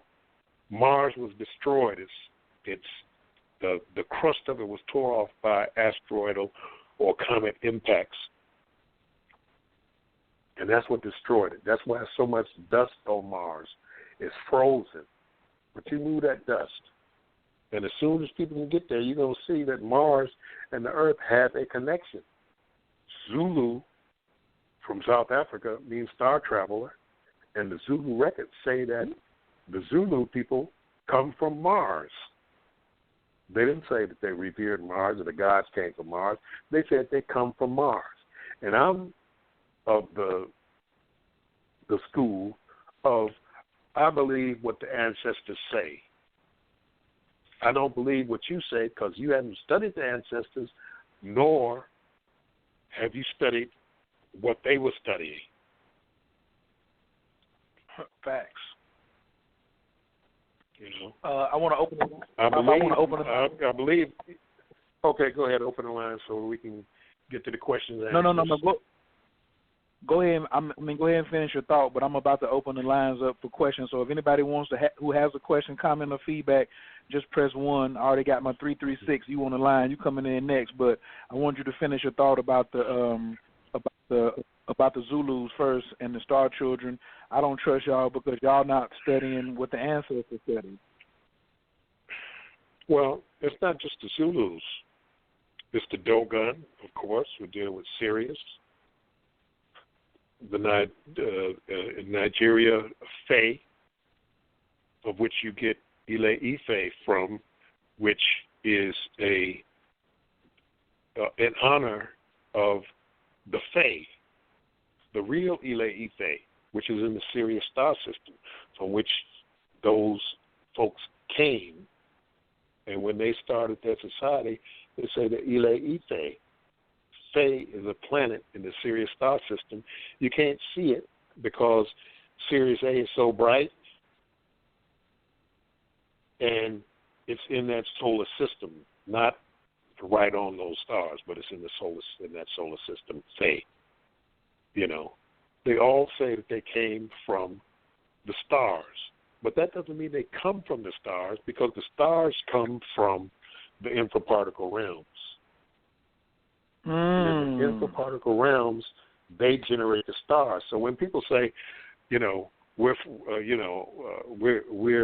made of stardust. Yes, physically you're made of stardust. You're made of atoms and protons and neutrons and electrons and all that kind of stuff. Yes. So yes, in that sense. But your soul is not from stardust. What you are, your consciousness is not from that. But you're part of the physical matrix of the universe. You're made of all of those different elements in the physical sense, because everything physical is made from those particular basic energies and basic physical things. So, that's basically what I had to say. Yeah. All right. One quick question. Somebody had texted me. They are in the military. The military does drug testing, and even though the question is, are mushrooms, will they come up on a drug test, or do you know of any military people who are taking mushrooms? Now, I know, don't go all the way into like the super soldier is taking them. I'm probably sure they got all kinds of mixtures. We get cut off again. Mushrooms don't show up on regular drug tests. Now, I don't know what tests the military do, but they don't show up on regular drug tests. Neither does DMT, because DMT is part of human metabolism. It's already in your body. You can't get it out because DMT is part of metabolism. It is created in the body by the lungs, the liver, and also the pineal gland.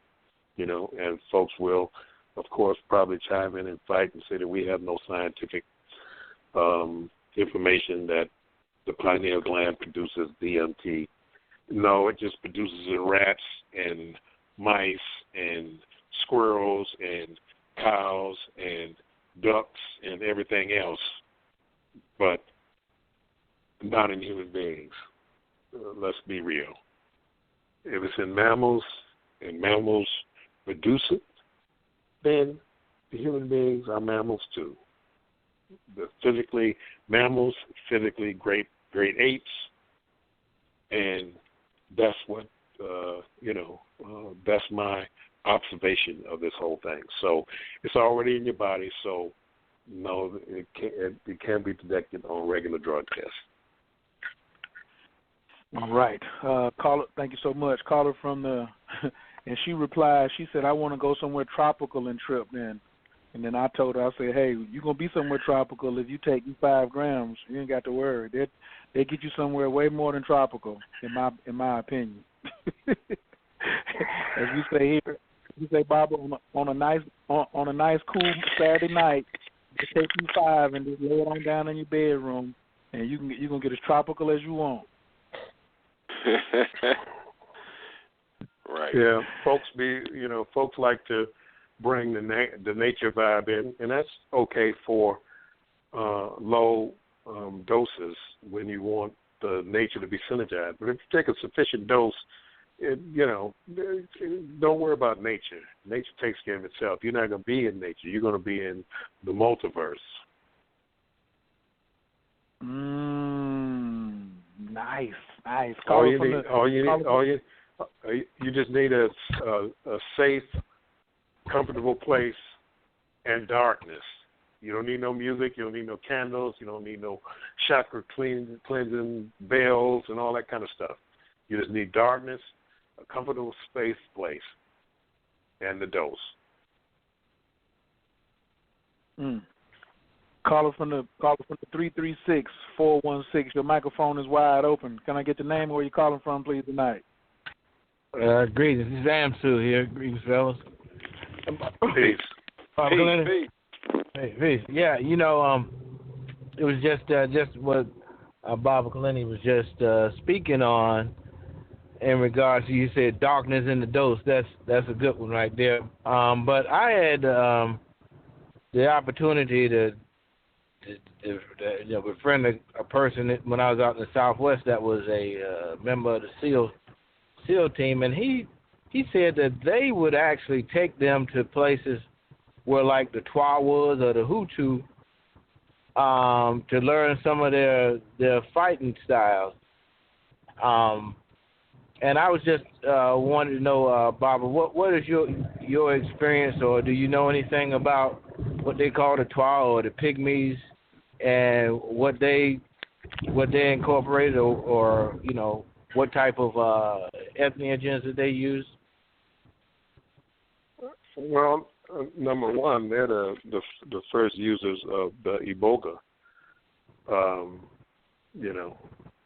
but they're some of the different Twa groups, the Abba, some of their groups, their origin stories talk about mushrooms. So they deal with mushrooms and the Iboga and other things that I don't know.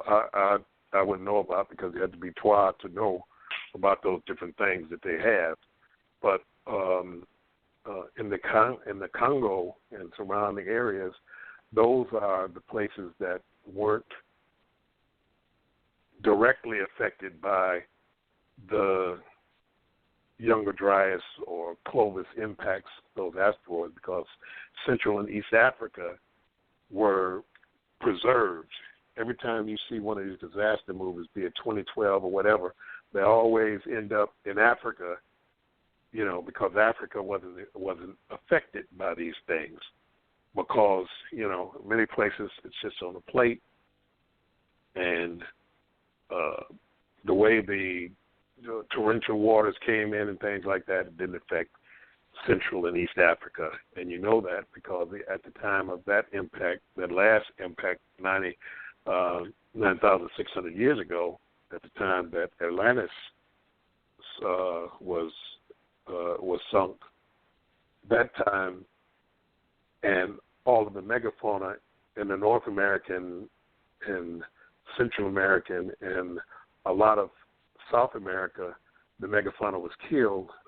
These up to 80% of the megafauna in those areas were killed. In Central East Africa, you still have 90% of the megafauna. You still have the different elephants and the giraffes and rhinoceroses, hippopotamuses, and stuff like that, the big animals. Whereas, North America had 4 different types of elephants, 4 different types of elephants, all dead one afternoon. Boom, hit the ice pack, and, deluged and, basically killed them all out in the afternoon, whereas Central East Africa wasn't affected because they had their megafauna, and you had continuous civilization going back thousands and thousands of years. So that's what that's what you can see about the dealing with the Twa in their, society. Thank you. Yeah. Yeah. And again, just some of the things that you had discussed earlier, in regards to, these nanoparticles and things that we now are, science is just kind of discovering. But when you speak about the soul and that in itself is information that has to be disseminated, in order for us to actually go into those deeper worlds. Because, I was just thinking, I said, the thoughts, where do these thoughts come from if they aren't possible or if they hadn't happened before?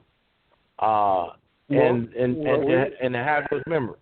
Well, we have smart dust and femtoparticles. Nanoparticles, 1,000 trillion times smaller is the femtoparticle, and we have that in the smart dust, which is the black medicine that is put in the cuts in different places.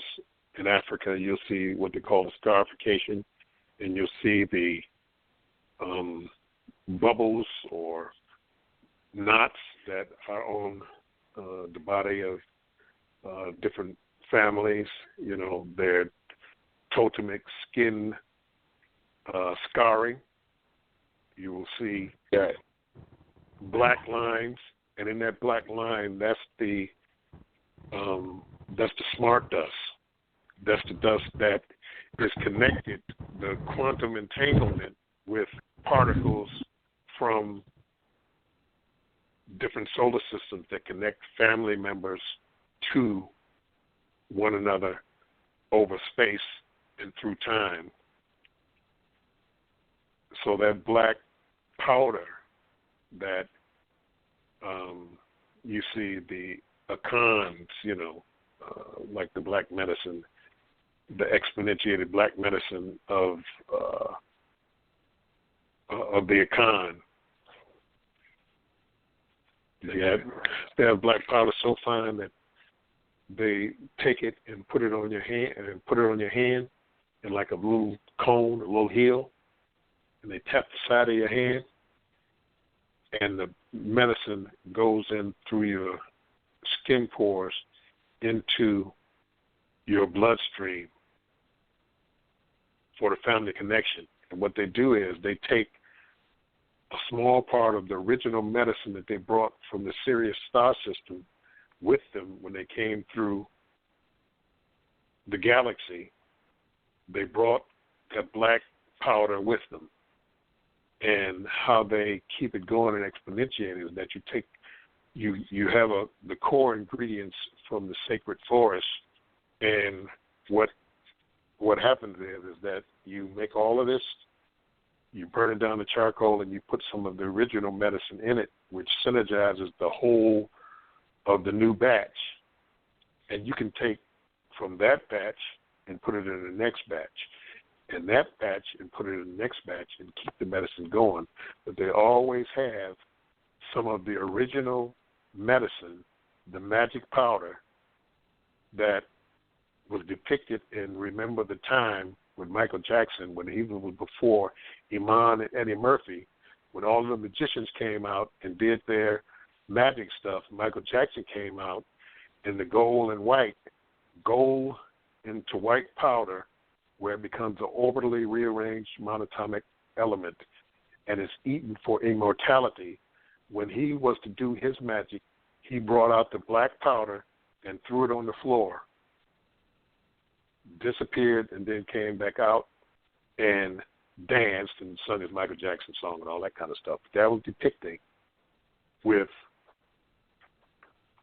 the royal bloodlines, the white monatomic gold and the black femto smart dust particles in front of the Mesut Biti, in front of the Pharaoh, which is the line of those folks who are depicted in the ancients to be in this day, and also from the ancient bloodline, which was Iman. So we have the smart dust. We have the femto dust. Look up femto and femto technology, FEMTO. Nano is the old stuff. Nano is what's in your phone. Femto is where the magic happens. See, people that don't know keep talking about energy, like the guy, what's his name, Suzuki, or the Japanese astrophysicist, what's his name? That's the dude, Suzuki, the other guy. I know you're I talking can't about. think of his name. Yeah. You know what I'm talking about. The TV physicist, His right? name, Hawaii. TV physicist. It begins with an H, I think. Yeah. Everybody knows what I'm talking about. I'll think of it in a second. Yeah.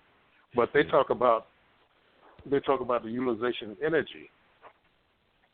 Energy is abundant everywhere. If you have the right understanding of how to produce it into a technology, energy is limitless. They talk about what is it? A stage 3 civilization utilizes all of the energy of its sun, and the stage 4 civilization utilizes energy from all over the galaxy.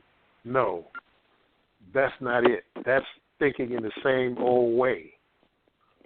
What is that if you understand a particle of which you could put a quintillion of them on a speck of dust, has enough energy to run the universe. We're not talking about putting things together where we can build, impossible two burgers from vegetables. No, we're talking about from the virtual realms, true energy and magic, where, like the doggone Jetsons, you want dinner, you say, replicator. I want this and that. I want green beans. I want mashed potatoes. I want a steak and, some Jell-O and, some, I want a ginger beer. The works. Make it so. And out of nothing, built out of nothing, it appears perfect temperature, even built to plate from the virtual realms, the knife and fork and spoon, all that stuff is built from nothing. That's what we're talking about. We ain't talking about, utilizing the energy of suns. No. We're talking about, and we're closer to it than your top layer of skin is to the second layer of skin is in your body. To where you say, let it be, thus is so, and it comes from nothing, from nowhere. True magic. But it's based upon science. It's based upon numbers.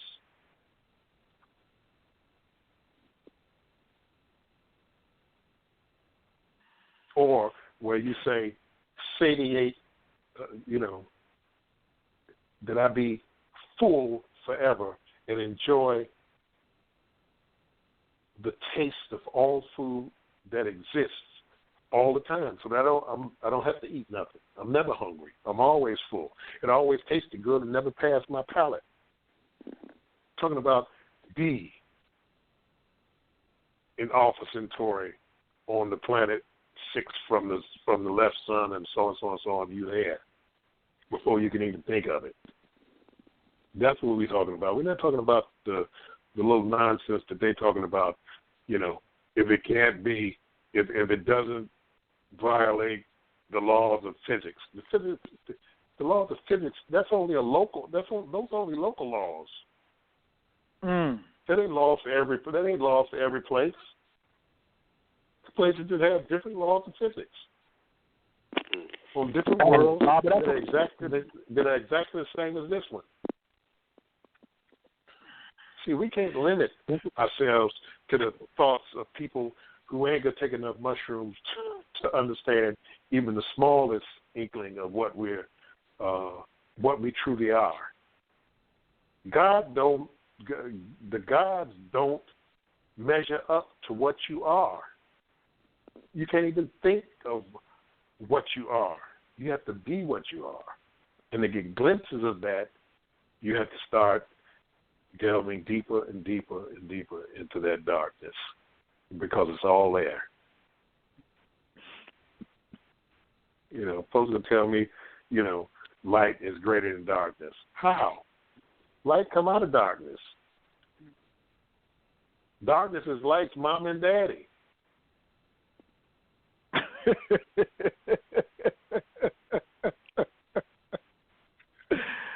I'm a light bearer. I'm the children of light. Well, I'm a darkness bearer. I'm a children of the darkness, the triple thick darkness. Darkness so dark you can't even perceive it as darkness. It's bright. That's how you can see in it. That's why I'm always talking about below the Planck length, below the Planck length, below the Planck length. Because light don't exist down there because it's orders of magnitude above the Planck length. So there's no light, no heat, no cold. But you do not freeze. Because there's no moisture. You can't freeze dryness, but you can freeze moisture. Got another caller?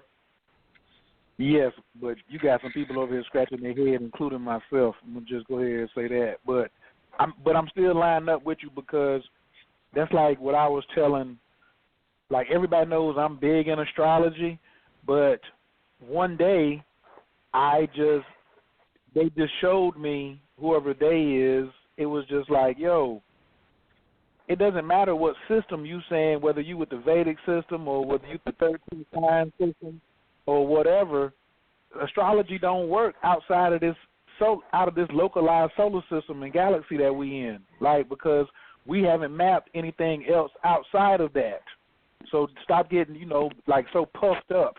Because I know some astrologers, they'll bet their life on it. I bet my life on it too, but not when it comes to outside of this particular galaxy. And now, since we're talking about traveling the multiverse, I'm certainly not going to go out there and be so pompous as to say this is the end-all, be-all, And so you've been talking about that the whole time, about how we got to get past this particular reality. So, yeah, I got to get another caller on the line. We got, if you are listening on the computer, please call in 917-889-3803. If you hang up in the next 30 or 45 seconds, you will not be able to get back on. So do not hang up. Just stay on. And if you have a comment, question, or feedback, please press the number 1. Caller from the 513-720. Your microphone is wide open. Can I get your name and where you're calling from, please?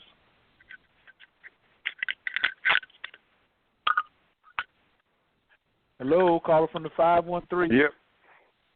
720. Your mic is wide open. Hello. Okay, going once, going twice. All right, we gave you a chance.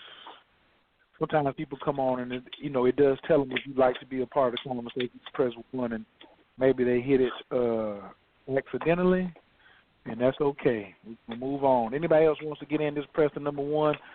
We're going to continue on with this particular conversation about, we're going to do a small recap, because tonight you have given us a lot. And even if I start at the back and go back to the front, we're all of this is under the umbrella of having this conversation of the journey of the spiritual warrior. And a lot of things I've heard many people, I'm not going to say many, but I've heard more than enough people who I've been talking to in private conversations about mushrooms say, oh man, I don't really I don't really like not being in control. And to me, control and knowing things is about the physics of your own dimensional space that we say we have control over. And, Baba, can you talk about, I was asking you about relationships a couple of weeks ago, and you said, man, you're just fighting the algorithm, that has been implemented. But I feel that there are several algorithms or glitches in the matrix that are trying to keep us from pushing the limits and giving up what we call control. Can you speak on that? Are we really in control of anything, or is anything on this side of a 5, 7, or 9 dosage worth trying to maintain control of? Well, inside of our travel through the multiverse and the particle realms, we don't disacknowledge the physical realm. It's still there. We still have to work with it.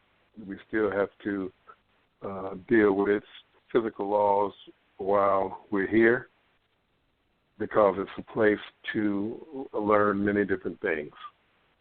Now,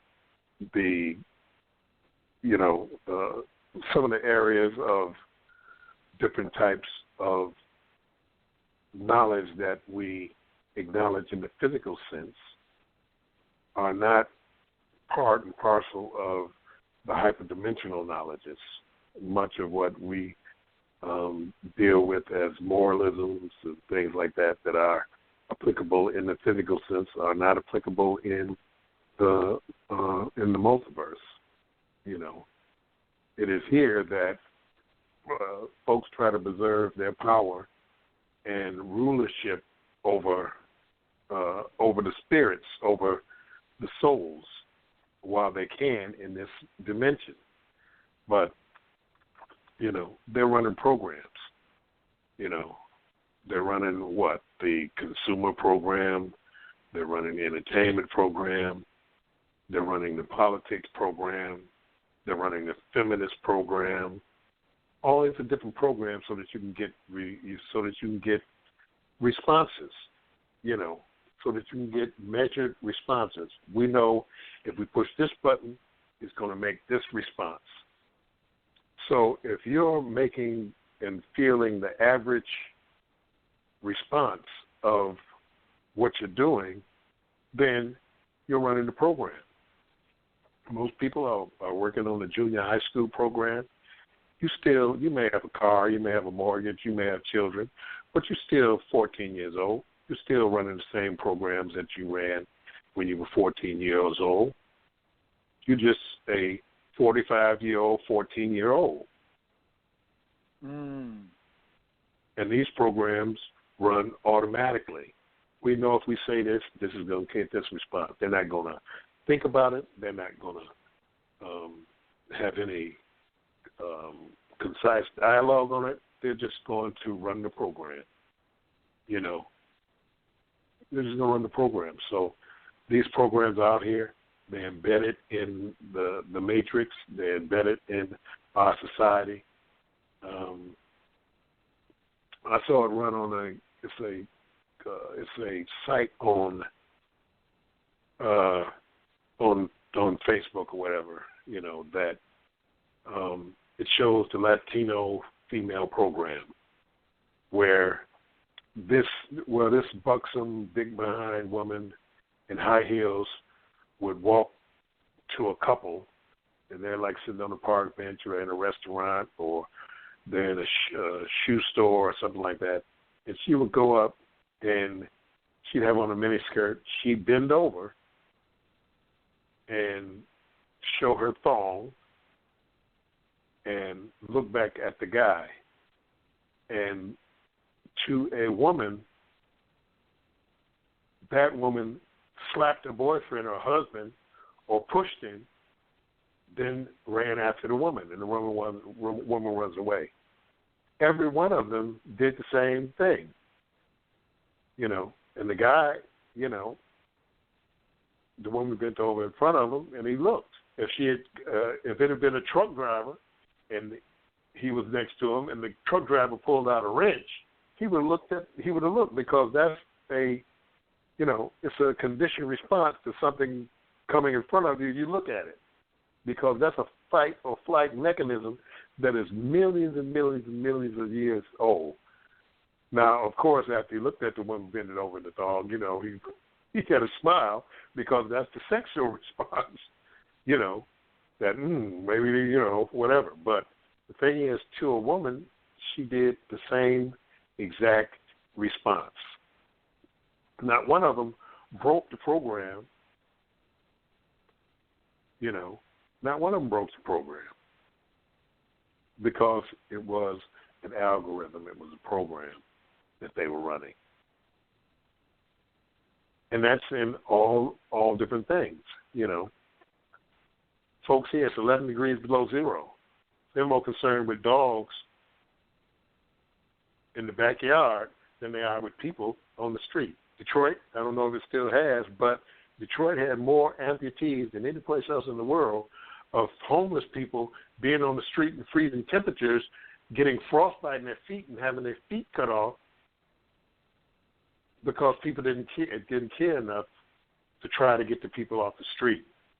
Now you have a little Salvation Army, a little this, a little that, and as long as they get their donations of money, they're doing what they need to do to try to get these people off the streets. And now, of course, it's a Christmas time program running. We must get people off the street because 11 degrees below zero. But they're more concerned with the dogs than they are with the people, with the running programs.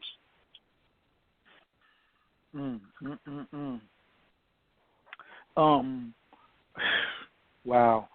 I got a brother, that 513, he just texted me. I'm going to try to open his mic back up, see if he get back on. He had a question for you. Chris Enlighten, can you hear me now? I'll just open your mic back up. Greetings. Can y'all hear me now?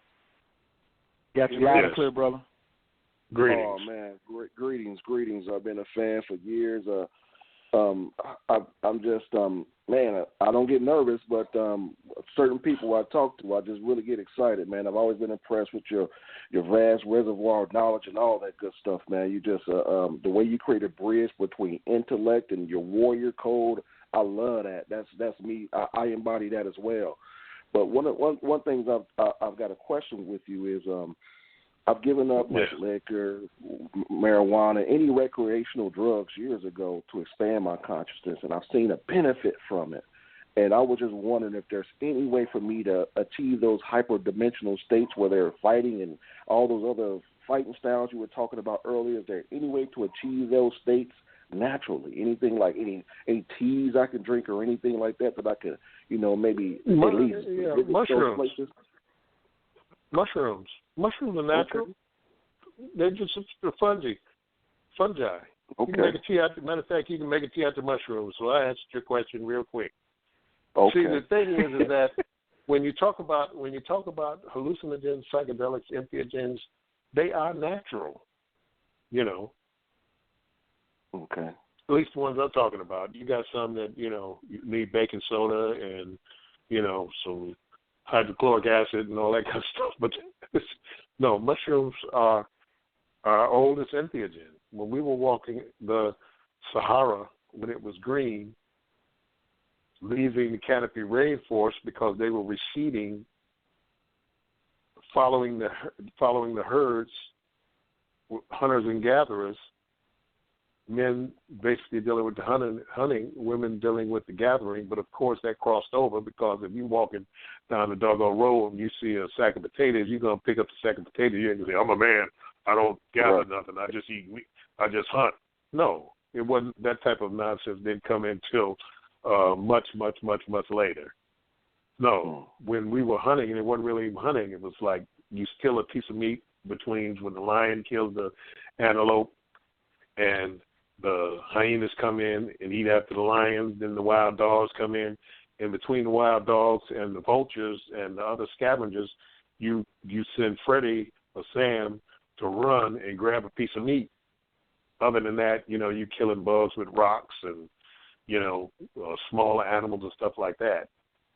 So following the great herds, these mushrooms were coprophilic In other words, they were dung-loving mushrooms. So on the cow pies, on the giraffe pies, on the hippopotamus pies, on the elephant pies, but they basically liked the cows growing those pies were the mushrooms. And we tried them. Okay. And we found that mushrooms at low dose are for hunting because it delivers what's called visual acuity. In other words, it makes you see better, see farther. The lines sharpen, the colors become more vivid, so you can see farther. So that's an adaptive advantage for a hunting and gathering group because you can see the animals further. You can see the flower that sits on top of the potato plant. The potato plant, they got the potatoes under the ground. You can see that at a further distance. And they found that at medium doses, it is a true aphrodisiac. Aphrodisiac, not like what most people call aphrodisiacs, which just creates genital itching, which means if it's itching, I just might as well use it. No. Medium dose mushrooms create what's called central nervous system arousal, CNS arousal, which in the male is erection and antiness, they can't go to sleep.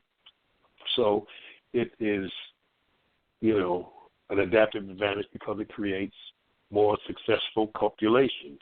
More successful copulations means more children, which means that more children will reach the age of majority and be able to pass the genes on to the next level of children. That's why I don't, go for the celibacy, ejaculation, not, ejaculating, all that kind of stuff, because that's hardwired into the nervous system that once you stop dealing with the prime directive, which is procreation, regardless of what society says, when you stop having ejaculations, that tells your nervous system to say that this person is no longer having children, they're no longer viable as an entity because the prime directive for human beings on Earth is to pass the genes on to the next generation.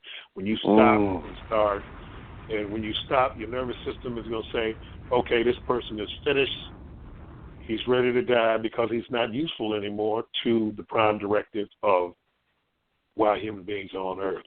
So all that celibacy and I'm saving my seed. No, you had men who had 600 wives and he was having sex with 600 wives, 3 and 4 a day for 70 and 80 years every day. So if he was losing semen and that takes away your power and all that kind of stuff, no, it makes you more manly.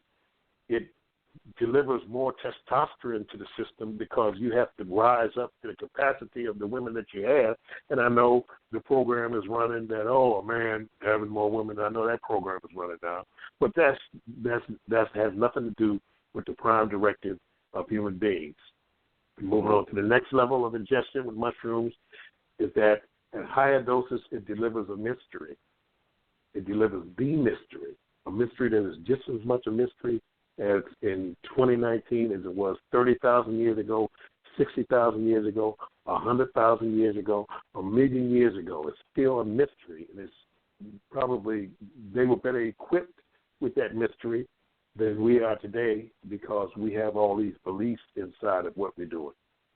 So mushrooms are natural. It's just as much natural as ginger. It's just as much natural as them mushrooms you get, shiitake and lion's mane and all that is just as natural as lavender and the rest. It grows in nature. It's part of the earth. It's part of our foodstuffs, which we utilize, that nourishes not only our body, but also nourishes our mind and spirit. Well, I accept and I appreciate that answer, and I appreciate your time. Appreciate you both. I appreciate you. Have a good evening. Oh, man, he had it rolling right there. Thanks for calling in, brother. I'm going to leave your microphone open. You might come up with something else right there because that's why I like the forum type of conversation we have, and I'm glad these type of people call in because, Baba, that's what I had told you at the beginning when you first started coming on show one. Like, my audience we looking for real information. We looking for real wisdom and real, you know what I'm saying, expanding our knowledge past that. And I ain't heard of nobody talking about what you just said that really struck my common sense chord. You said that the prime directive is to multiply, you know what I'm saying, and self-preservation is about multiplying. And then now here come people, because I ain't going to say the Chinese, I'm going to just say people are coming in saying, well, if you ejaculate too much, it's going to mess up your prostate gland and blah, blah, blah. But like you said, people will pontificate something just so they can win an argument. To me, that's really the problem over here in the West anyway, is the keyboard kung fu artists and all that. And then now I got to go back and check Montauk Chia because they act like he's the poster child for you shouldn't have no ejaculations. Or they asked Mike Tyson, did you ever they asked Mike Tyson on the Joe Rogan show, did you ever not ejaculate? Were you practicing not having sex before a fight? And Mike was like, hell no. Mike said, I was getting me some so it wouldn't be on my mind when I was having the fight. So, I mean, I'm going to just ask you straight up, Baba. You can either answer the opinion or you can say what you know. I mean, on that particular situation with seminal retention, is Montauk a glitch in the matrix, or is he full of shit, or people just misquoting what he's saying? Like, what's the deal? Because you done touched on something right here. We got this because hold on, because these sisters is out here spreading it to the brothers. The conscious, what I want to call it, the Shea Butter Queens is saying, hey brothers, y'all ain't supposed to be ejaculating. Y'all supposed to be injaculating. And some of the gardeners or some of the merchants is out here saying, yes, we brothers must hold our semen, and this is the only way. And this is the whole. If you got a hose, clench it and see what it does. That jack your prostate up. Your prostate is made to squeeze the ejaculation out. It ain't meant to get backed up or not used, because if you're not using it, what does the muscle do when it's not used? It atrophies. You lose it. You know. And if it was made to go left to right, and some is going left to right, and you back it up, going right to left, it's going to clog up. It's just basic hydraulics. You know, you don't see do you see the lions not, sitting back and trying to breathe their way through an ejaculation and not have it? No. The leopards, the chimpanzees, the elephants, the giraffes, others. That's natural for you to do that. You're talking about priesthoods, monasteries up on top of mountains with people who, what the heck? There wasn't no women up there. They have a whole masturbation science coming out of them temples and stuff like that. That's all the secrets. That's all the secret stuff. You do all that other stuff while you are an apprentice, while you are a neophyte. They tell you, okay, don't ejaculate for 10 years and all that kind of stuff. Then they let you in the next room and they're all in there jacking off. I have another question too, good brother. I'm a big fan of the collective consciousness, and I've used the consciousness of other people to help fuel me win and do great things. But as I'm maturing, I'm just 43 now, still a young man, but as I'm maturing, I'm realizing that when I'm alone, I feel as if I'm stronger. I've never been a big clique type dude or anything like that, but I noticed that when I'm in a house, in my lab alone, I get more downloads. How do you feel about just being like a spiritual Ronin, just doing your own thing and just stand to yourself to get stronger? Is that something you do, or did you just go out and just link up with a bunch of other people to amass all the information you've amassed? Oh, well, no. I mean, I've had teachers and people who have shared knowledge and information with me. But as I said, with the mushroom excursion, with the mushroom journey, the real work is done alone. And when you understand it, you're alone anyway. You're alone in the dark. all of the things that are necessary and pertinent in your sojourn through the multiverse are done alone. They ain't done in a group. I mean, you can have liaisons and connective links with people, but you know, it's all done alone. This is a solitary journey, alone and unguarded. There ain't no backup, no hand to grab, nobody to put their arm around you. You know, you ain't the little lamb of God that he's going to cover you in his Holy Spirit and all that kind of nonsense. No, you out here alone, and you got to stand and face everything that exists by yourself. Now, when you're on these psychedelic journeys or ventures, can you be harmed in that conscious state that will affect you physically? Yeah. If you're stupid enough to eat a bunch of mushrooms and sit on the roof and you slip off and fall, you're going to be harmed physically. But as far as, no, you're going to, while you're in the excursion, if you're in the bed and you can only fall to the floor and not hit yourself on the coffee table or something like that, no, you're not going to harm yourself physically. Okay. Another part of that question, is there a way for me to, like, coordinate with other people around the country that I trust, that we all take our mushrooms at the same time and have a focal point that we can potentially meet up? Is that possible? That's called the Transdimensional Village. If you look at the book published by Entheogenesis Australia,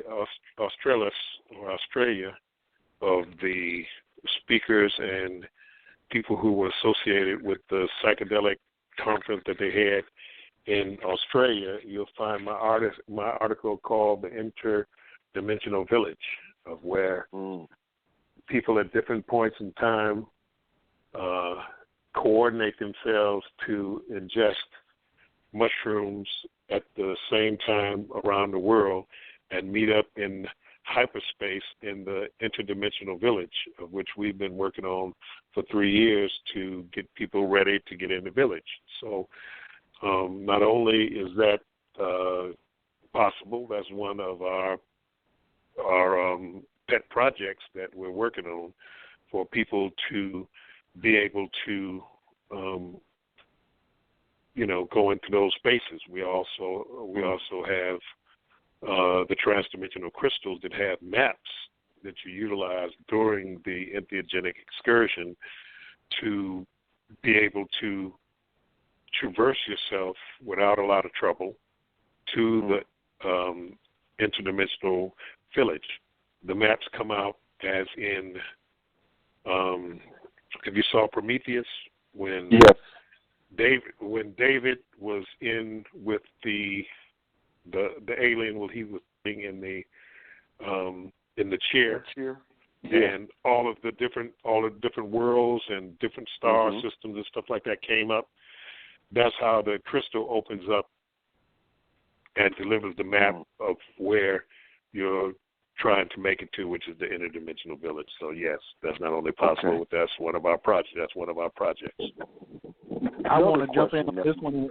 Sorry, brother. Hold on, Chris. I want to jump in with an astrology one right there, because it's just, Baba, when y'all are practicing this, and this is if you can answer it, I don't know what you want to, reveal about that now, but are y'all just saying we just going to meet on Wednesday because everybody's free on Wednesday, or is there like an astrologer there or some type of, we're going to look at some of these particular placements? Because when you look at a lot of these movies, they say, on the fourth moon of such and such, this is a sign, like where this portal is opening. So are you using like some type of astrology piece? Like me, when I see eclipses, I'm not going in on an eclipse. I'm not inviting people to go in on an eclipse. But if I see a certain configuration in the sky that's fruitful, like, the moon in Cancer is full of energy, it's a full moon, I'm saying, we can get that boost from the moon then. Are y'all doing it like that, or are y'all just picking random times to say meet on Wednesday, Thursday? We're not doing a astrology piece because it's not pertinent to a whole different dimension that does not have those artificial constructs in it. There's no moon in where we're going. And the place is a construct of which the integral village is a construct of which we constructed and left the maps to. It ain't got nothing to do with Saturn. It ain't got nothing to do with Capricorn. It ain't got nothing to do whether there's an eclipse or whether there's a favorable time. I mean, people, that's all for your personal rituals if that's something you want to do. You know, you have people who go on the new moon, the full moon. You know, you have people that may go on eclipses and all that kind of stuff, or women on their period. All that kind of stuff is your personal thing. But this is not part of that because there's not the same solar system construct that we have here to relate those things to. You stepping into a whole different realm of reality where those places aren't there. Whoa. But that makes perfect sense to me because multiverse is the eclipse is only happening around here in this local area. I'm not staying local. I'm getting ready to go hyperdimensional. So that makes 1,000% sense to me. I'm getting that. Yeah. Chris, go ahead with your next one, and I'm gonna let Rashid in. He just raised his hand. Great. My other question was, I know that you were mentioning the different doses and where they take you to, depending on like a medium dose, a maximum dose, or however high dose you take. Does your consciousness depict where you go? Like, if my level of awareness is stronger than the next man, if I take a medium dose, will I go farther, or is it the same for everyone, or is someone like tracking, like, okay, if you take this amount, this specific amount, you're going to go here. If you take this specific amount, you're going to go here. If so, I would love to have that. So when I do decide to do this, I'll know exactly where I'm going. Well, it's all different because everybody's physiology is different. You know, everybody's access to serotonin receptor sites, which the psilocybin docks into, is different. So you just have to keep going up as far as a high dose to get where you had a point of access. Now, it's general because you can't say, well, it's 17 grams because Kilindi went to here. You know, if I take 17 grams, I'm going to go here. It may take you 20 or it may only take you 12. But we get you in the ballpark because this is an art form. It's not, you have to practice because it's a discipline also. Okay. You know, you have to be able to hold the position of where you are, you're trying to get to, you know, because adventure abounds in the entheogenic world. You know, you can start out, you know, you may have had an argument with your grandmother, you know, not an argument, but just a disagreement, you know. Your grandmother may have said, boy, you need Jesus. And you say, Grandma, you know, I've done study. I'm a man now. I'm 46 years old, and I don't really believe that there is a Jesus. And Grandma just goes out, oh Lord, and stuff like that. You shouldn't have said it to her because, and then it ain't gonna make no difference in her life. She's going to see Jesus, but you said that you don't really believe in that. So your grandmother and you had a disagreement, and 2 weeks later you hadn't, you know, apologized or smoothed it over, and like that, your grandmother passes. Now, you're going to utilize mushrooms to access your grandmother's consciousness out in the multiverse, you know, because you didn't get a chance to straighten that out. So you have to keep your discipline and all that meditative stuff that people be talking about. I'm meditating and holding my consciousness and breathing to become one point in this. That's all an after fact of the entheogens, and it's utilized inside of that type of work. So you keep your focus on your grandmother. You don't put your focus on what's happening over here, this star being born, or this galactic battle going on between the Klingons and the Federation and all that kind of stuff. You're like, dog, I want to see Captain Kirk and then fight the Klingons, you know. But no, you went in to speak to your grandmother. So you keep the discipline and your eye on the prize of speaking to your grandmother so you can take care of this business.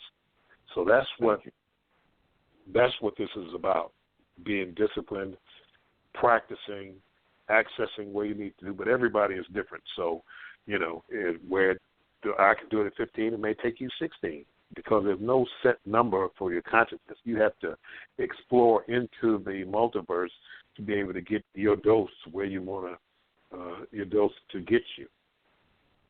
Thank you. Chris, stay on the line. I'm gonna leave your mic open. I gotta bring Rashid in. 404-989. Your mic is wide open. Thanks for joining the show tonight. Where you calling in from?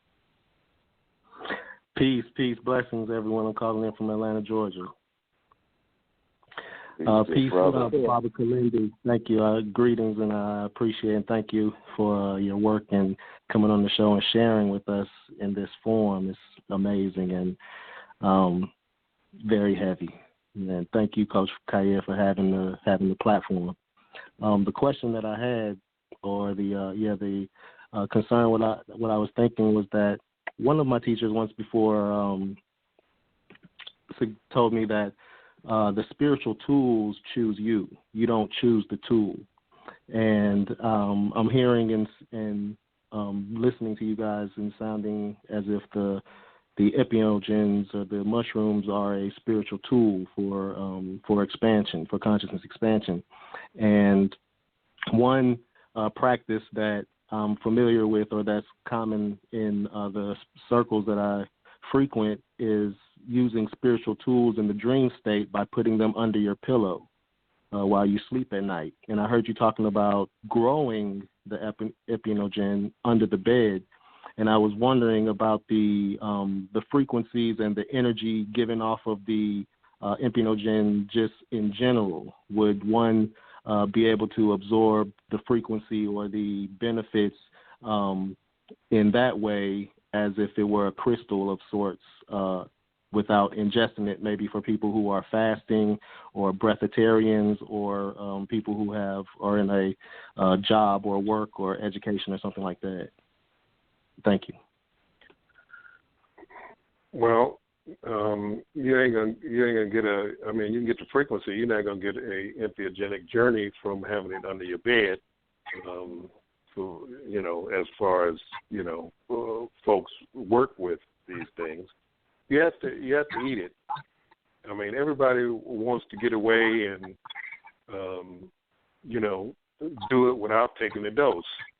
And that's the way we always did it. If you remember the book Contact, or if you saw the movie with Jodie Foster, when she went in the machine, the big mushroom machine, and went to the other dimension, he said, "We don't know who built it, but this is the way we've always done it. Tiny little moves, small moves." That's what he said. This is the way we've always done it. This is why it's here, for us to eat it. It's not for spontaneous, full entheogenic trips. You can't survive in the physical with full entheogenic trips. You can't be riding down the street and a doggone wormhole open up in a different dimension, but you in a physical car in a physical body, and that wormhole opens up in the middle of the road, and you make a left to go through the wormhole and run into somebody's Pontiac. It was made so, okay, I want to take the entheogen, I'm going to get in a safe place because I have a body. I'm going to get in a comfortable place so that I'll be comfortable. So I'm not fighting the cupboards, and I'm not fighting the door or somebody disturbing me and stuff like that. I'm not fighting, listening to the dramatics and all that kind of stuff.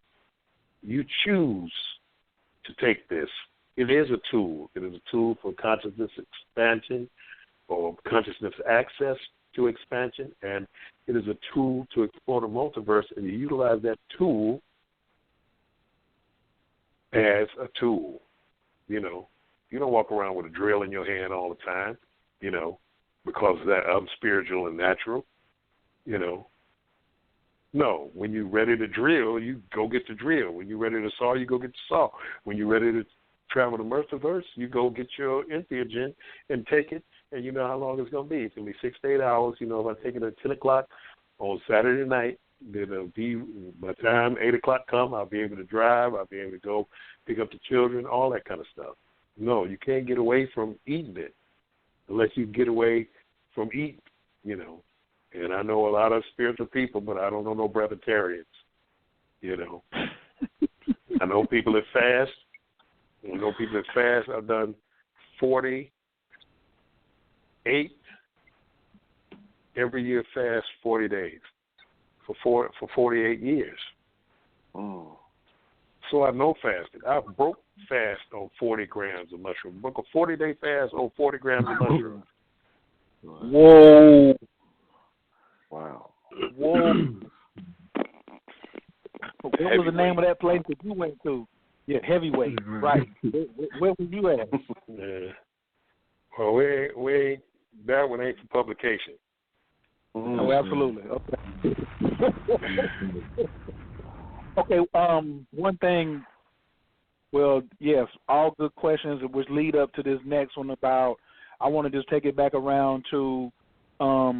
You talked to Chris about discipline. You talked to Rashid about tools, and before that, you were talking about intentions of I want to go and talk to my grandmother and resolve some issues with my ancestors.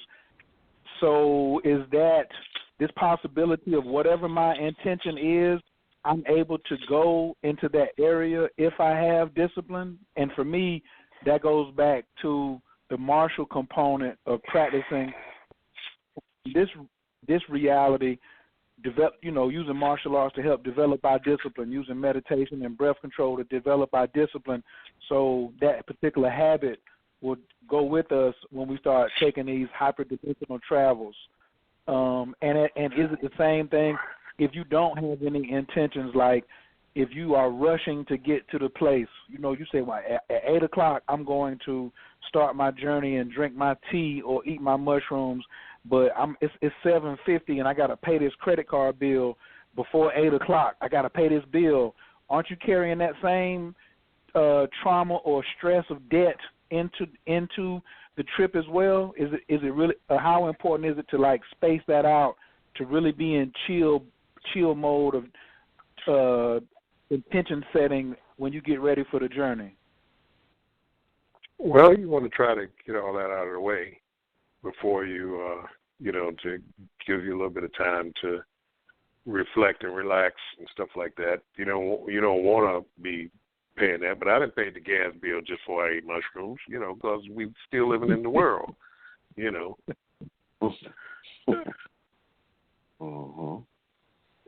Right. But not engaging in any. Even though I'm talking about the multiverse and all this stuff, I'm just regular, They call me Master Kilindi and all that kind of stuff, but I never put anything on anything that I've done and call myself Master anything. A lot of people, they start believing their own press, We all here together. We all groping in the dark, trying to find out what this is about. For one man to try to put another man on a pedestal, that's not what I do or we do. Even my teachers, they share with me from their experience. They weren't better than me, or I wasn't subservient to them. They were men like me, and it's the same with everybody. We all standing down here on the ground, trying to work our way through the great mystery. Where do we come from? If we have been, not from the beginning of time, but we have always been, where do we come from? What are we? Because we don't even know what we are. And we doggone sure don't know where we're going. All you know is that you got to keep putting one foot in front of the other and face everything as a sovereign being in the multiverse, not bending knee to anyone, and anyone that you acknowledge as someone who is a guide or something like that. When you honor them, you're only honoring the best within yourself also. So we're together. Wow. We're brothers in the mystery. We're brothers in the mystery. So all these folks who, want to honor the divine right of kings and all that kind of stuff that I have over you, that's all that Anunnaki, Jehovah, Yahweh, pimp stuff. You can't come in there. You can come in there. Everybody bow on me and divert your gaze from the power that I am. No. Nope, not having it.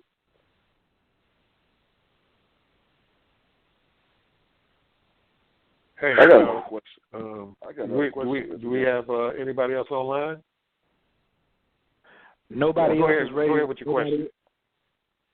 Okay, well, go ahead with your question, and then I have to roll because I got to work on my hand. I messed it up earlier in the week, so I'll take your question.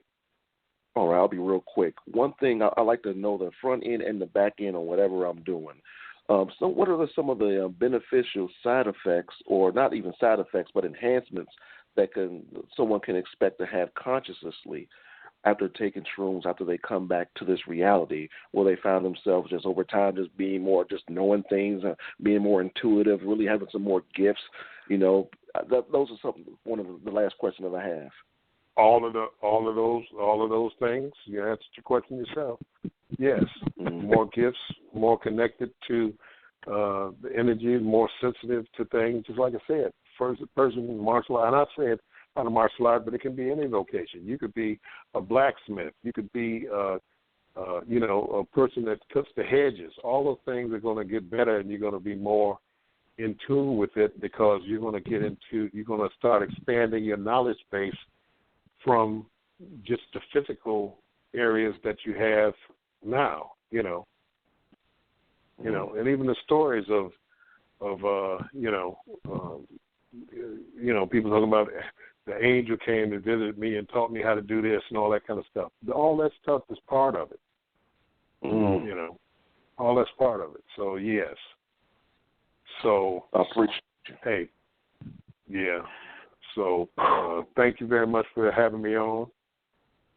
Appreciate it. The honor of being on the show and sharing with people something a little different than the regular thing that we hear, but it's all parts and pieces of the puzzle. You came back out of reality and paying the gas bill. You still have to, deal with your children and spouse and all that kind of stuff. You still can be a king in the street and, John Doormat at home and stuff like that, But, even Zeus, Hera gave him a hard time all the time. So thanks a lot for having me be on the show, and I'll talk to you all soon. Thank you, sir. All right, Bob. Bob, we appreciate it. Peace. We're gonna stay on the line. We're gonna let Bob. We're gonna stay on the line and keep the conversation rolling a little bit. A little after party. After the teacher done left, we're gonna let him go take care of what he got to take care of. Baba will be having something in Detroit on May 17th. I did catch that calendar. Next week we try to get him to make an announcement on that. And we all want to send Baba some. Yeah. But you can wait till next week on that right there. You don't have to mention it now. I just dropped that because that's my birthday. So I want to say thank you for having my birthday party in Detroit this year, Baba, on May 17th. I mean, I couldn't have done it. You are a really good guy. You're a really good guy for how all that is, what do you call that? Coincidentally, just you got Jerry and the Toad coming on my birthday to your city. Woo, I don't know how you pulled that one off, but it don't matter. You did a good thing. So right. I appreciate it. All right. Thank you, Baba. Peace. Peace to y'all. Peace. So, yeah, I'm there. I'm there, Khayr. May, I'm there. I'm there. Hey, how can you just wait? Wait a minute. Ho. I'm there. Well, wait, brother. You know how I do.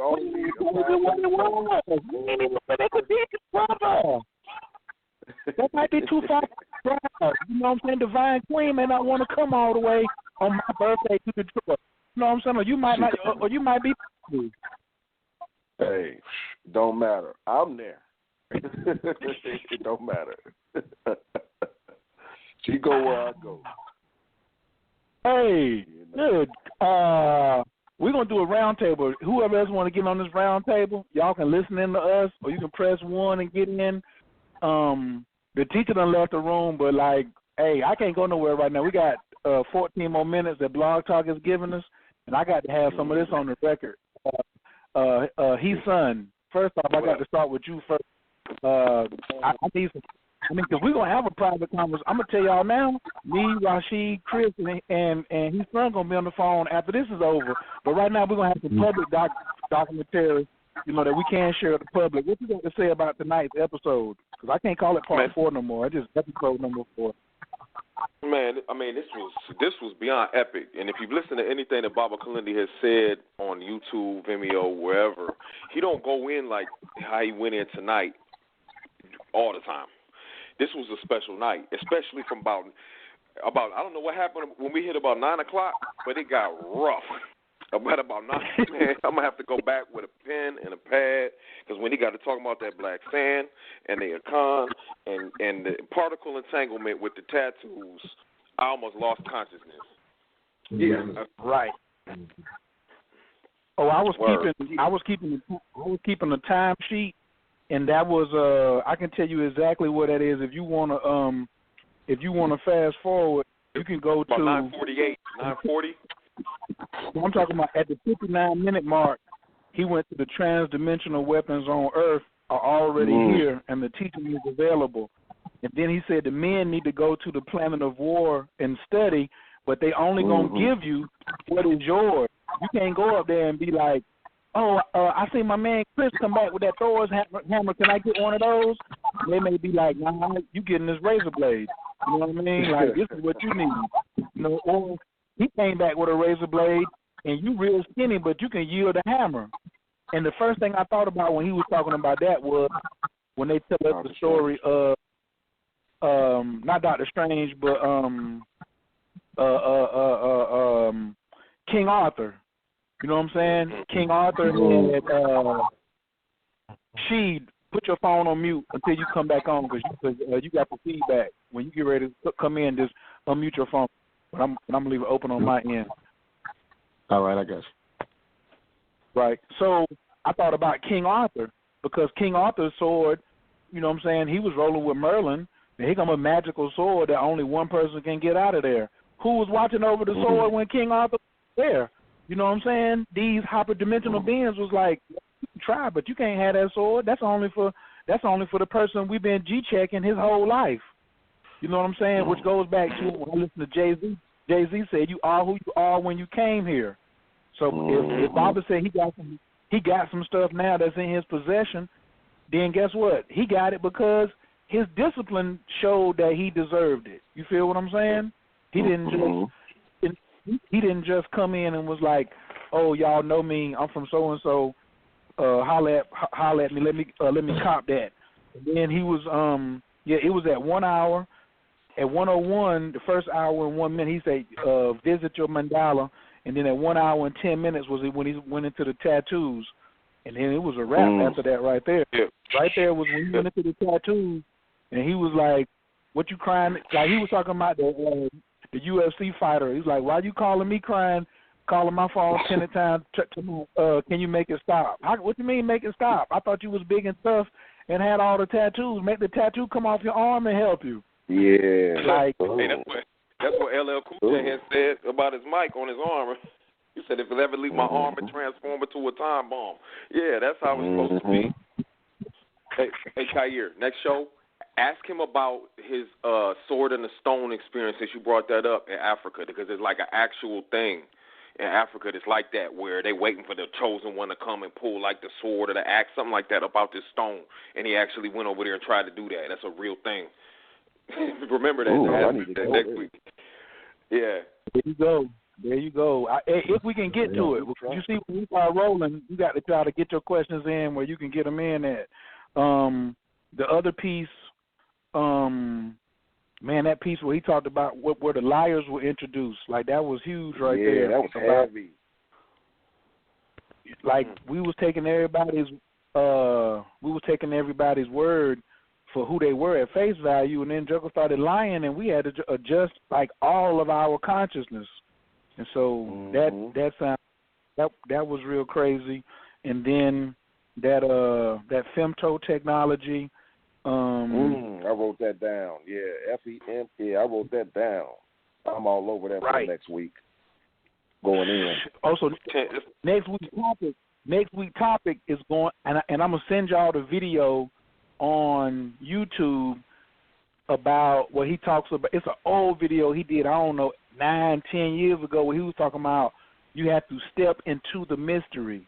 See, I'm diabolical with this.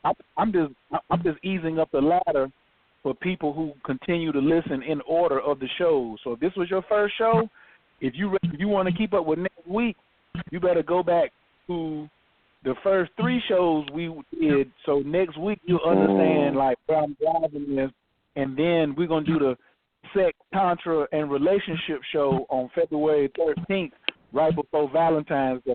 Now, me personally, having studied with Sunyata Saraswati, who's in the ancestral realm, it just be so crazy how they're on the same grid, because Sunyata, Sunyata never was a proponent of never bust a nut. Sunyata was like, if you always practicing these Naguns and these high-level energy arts and you don't bust a nut, he said you're going to blow your top and go crazy. That is a quote. That is a quote. He was like, you better, he was like, it depends on what you're working on. You know what I'm saying? If you're working on certain things, like probably those kings who had 300 or 400 wives, they might not have been busting every time they had sex. You know what I'm saying? But I'm for certain that they wasn't going years and years and years telling the cells of their body, we're going to go against the prime directive. Any of you fellas want to comment on that? Amsel, you on the line? Who want to jump in on that? That's our most magical state as human, as sentient beings on this planet. Right when you feel that feeling, whatever you think about at that time, I use that and make it happen. Whatever I want, when I'm at that climax part, I think of that and I know it will be, and it's been like that ever since I heard Master mention that. Dr. Mitchell Gibson, how you want to bring it up from your root all the way to the top. I haven't mastered that yet. I haven't been able to hold on to it that long. But instead of getting that aspect, whatever I want, right when I'm getting that good feeling, I think of it right there, and I try to hold that feeling, and it happens for me. That's just my jewel. From what I get from Montauk is he advocates cycling the energy. You know what I'm saying? Not necessarily not ejaculating, because even in his warm up exercises, like there's a week or two, or there's a few weeks of warm up exercise before you start the program or whatever, and he's like ejaculate at least once a week. You know what I mean? In the regiment or what have you. But the idea of rotating that energy, up the spinal column and around the microcosmic orbit. You know what I mean? That's what I hear from, or that's what I like to take from Montauk. And as far as the actual ejaculation, it comes to mind certain occult sexual rituals and practices where the ejaculatory energy is risen to an extreme height for that magic, you know what I'm saying, for that holding that whatever that group is working on, whoever's in that circle of energy, they I've come across information of study or reports of rituals in that regard. Amso, come on and jump in, please. What you got for us tonight? That's a vast, huge subject in regards to that, because as the brother said, now, Manchok, they had, he emphasizes the time or the amount according to age and everything of that nature. However, just based on anatomy, physiology, like you said, the urge is there. It's just that, this is a discussion that we got to definitely delve into, because it brings up a lot of different thoughts, a lot of different ideas and schools that are associated with it.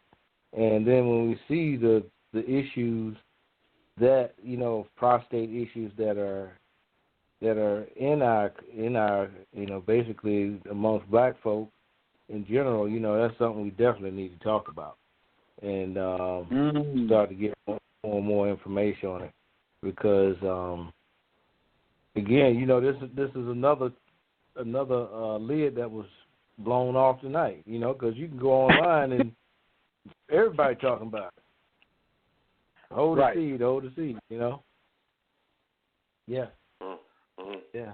Right. And here I come talking about I got some new, and that's where we gotta be at, is our ability to take in new information. I was talking about that early day. What's your teachability index? When you got somebody in here bringing you new information and you've been, going with certain information. Well, I mean, my people, all of y'all, that's why I feel like I'm cheating, because this is my clan that's on the phone right now. All of us are visionaries, exploratories. We understand the rules about humility, and, the man who knows nothing is the one who knows, and the one who think he know it all, he don't know shit. You know what I'm saying? So, I'm just really proud that the family came through this evening and was all, my whole crew, all my thumpers is here right here. Like, these my ladies, if y'all listening, if y'all don't really know these people that's on here, these are the cats I let put at the back door. If we got if you ladies up there talking and you put these crew of fellas on the door, you ain't, excuse my profanity, but you got to worry about shit running up in there. Like, these what y'all want, these intelligent hyenas.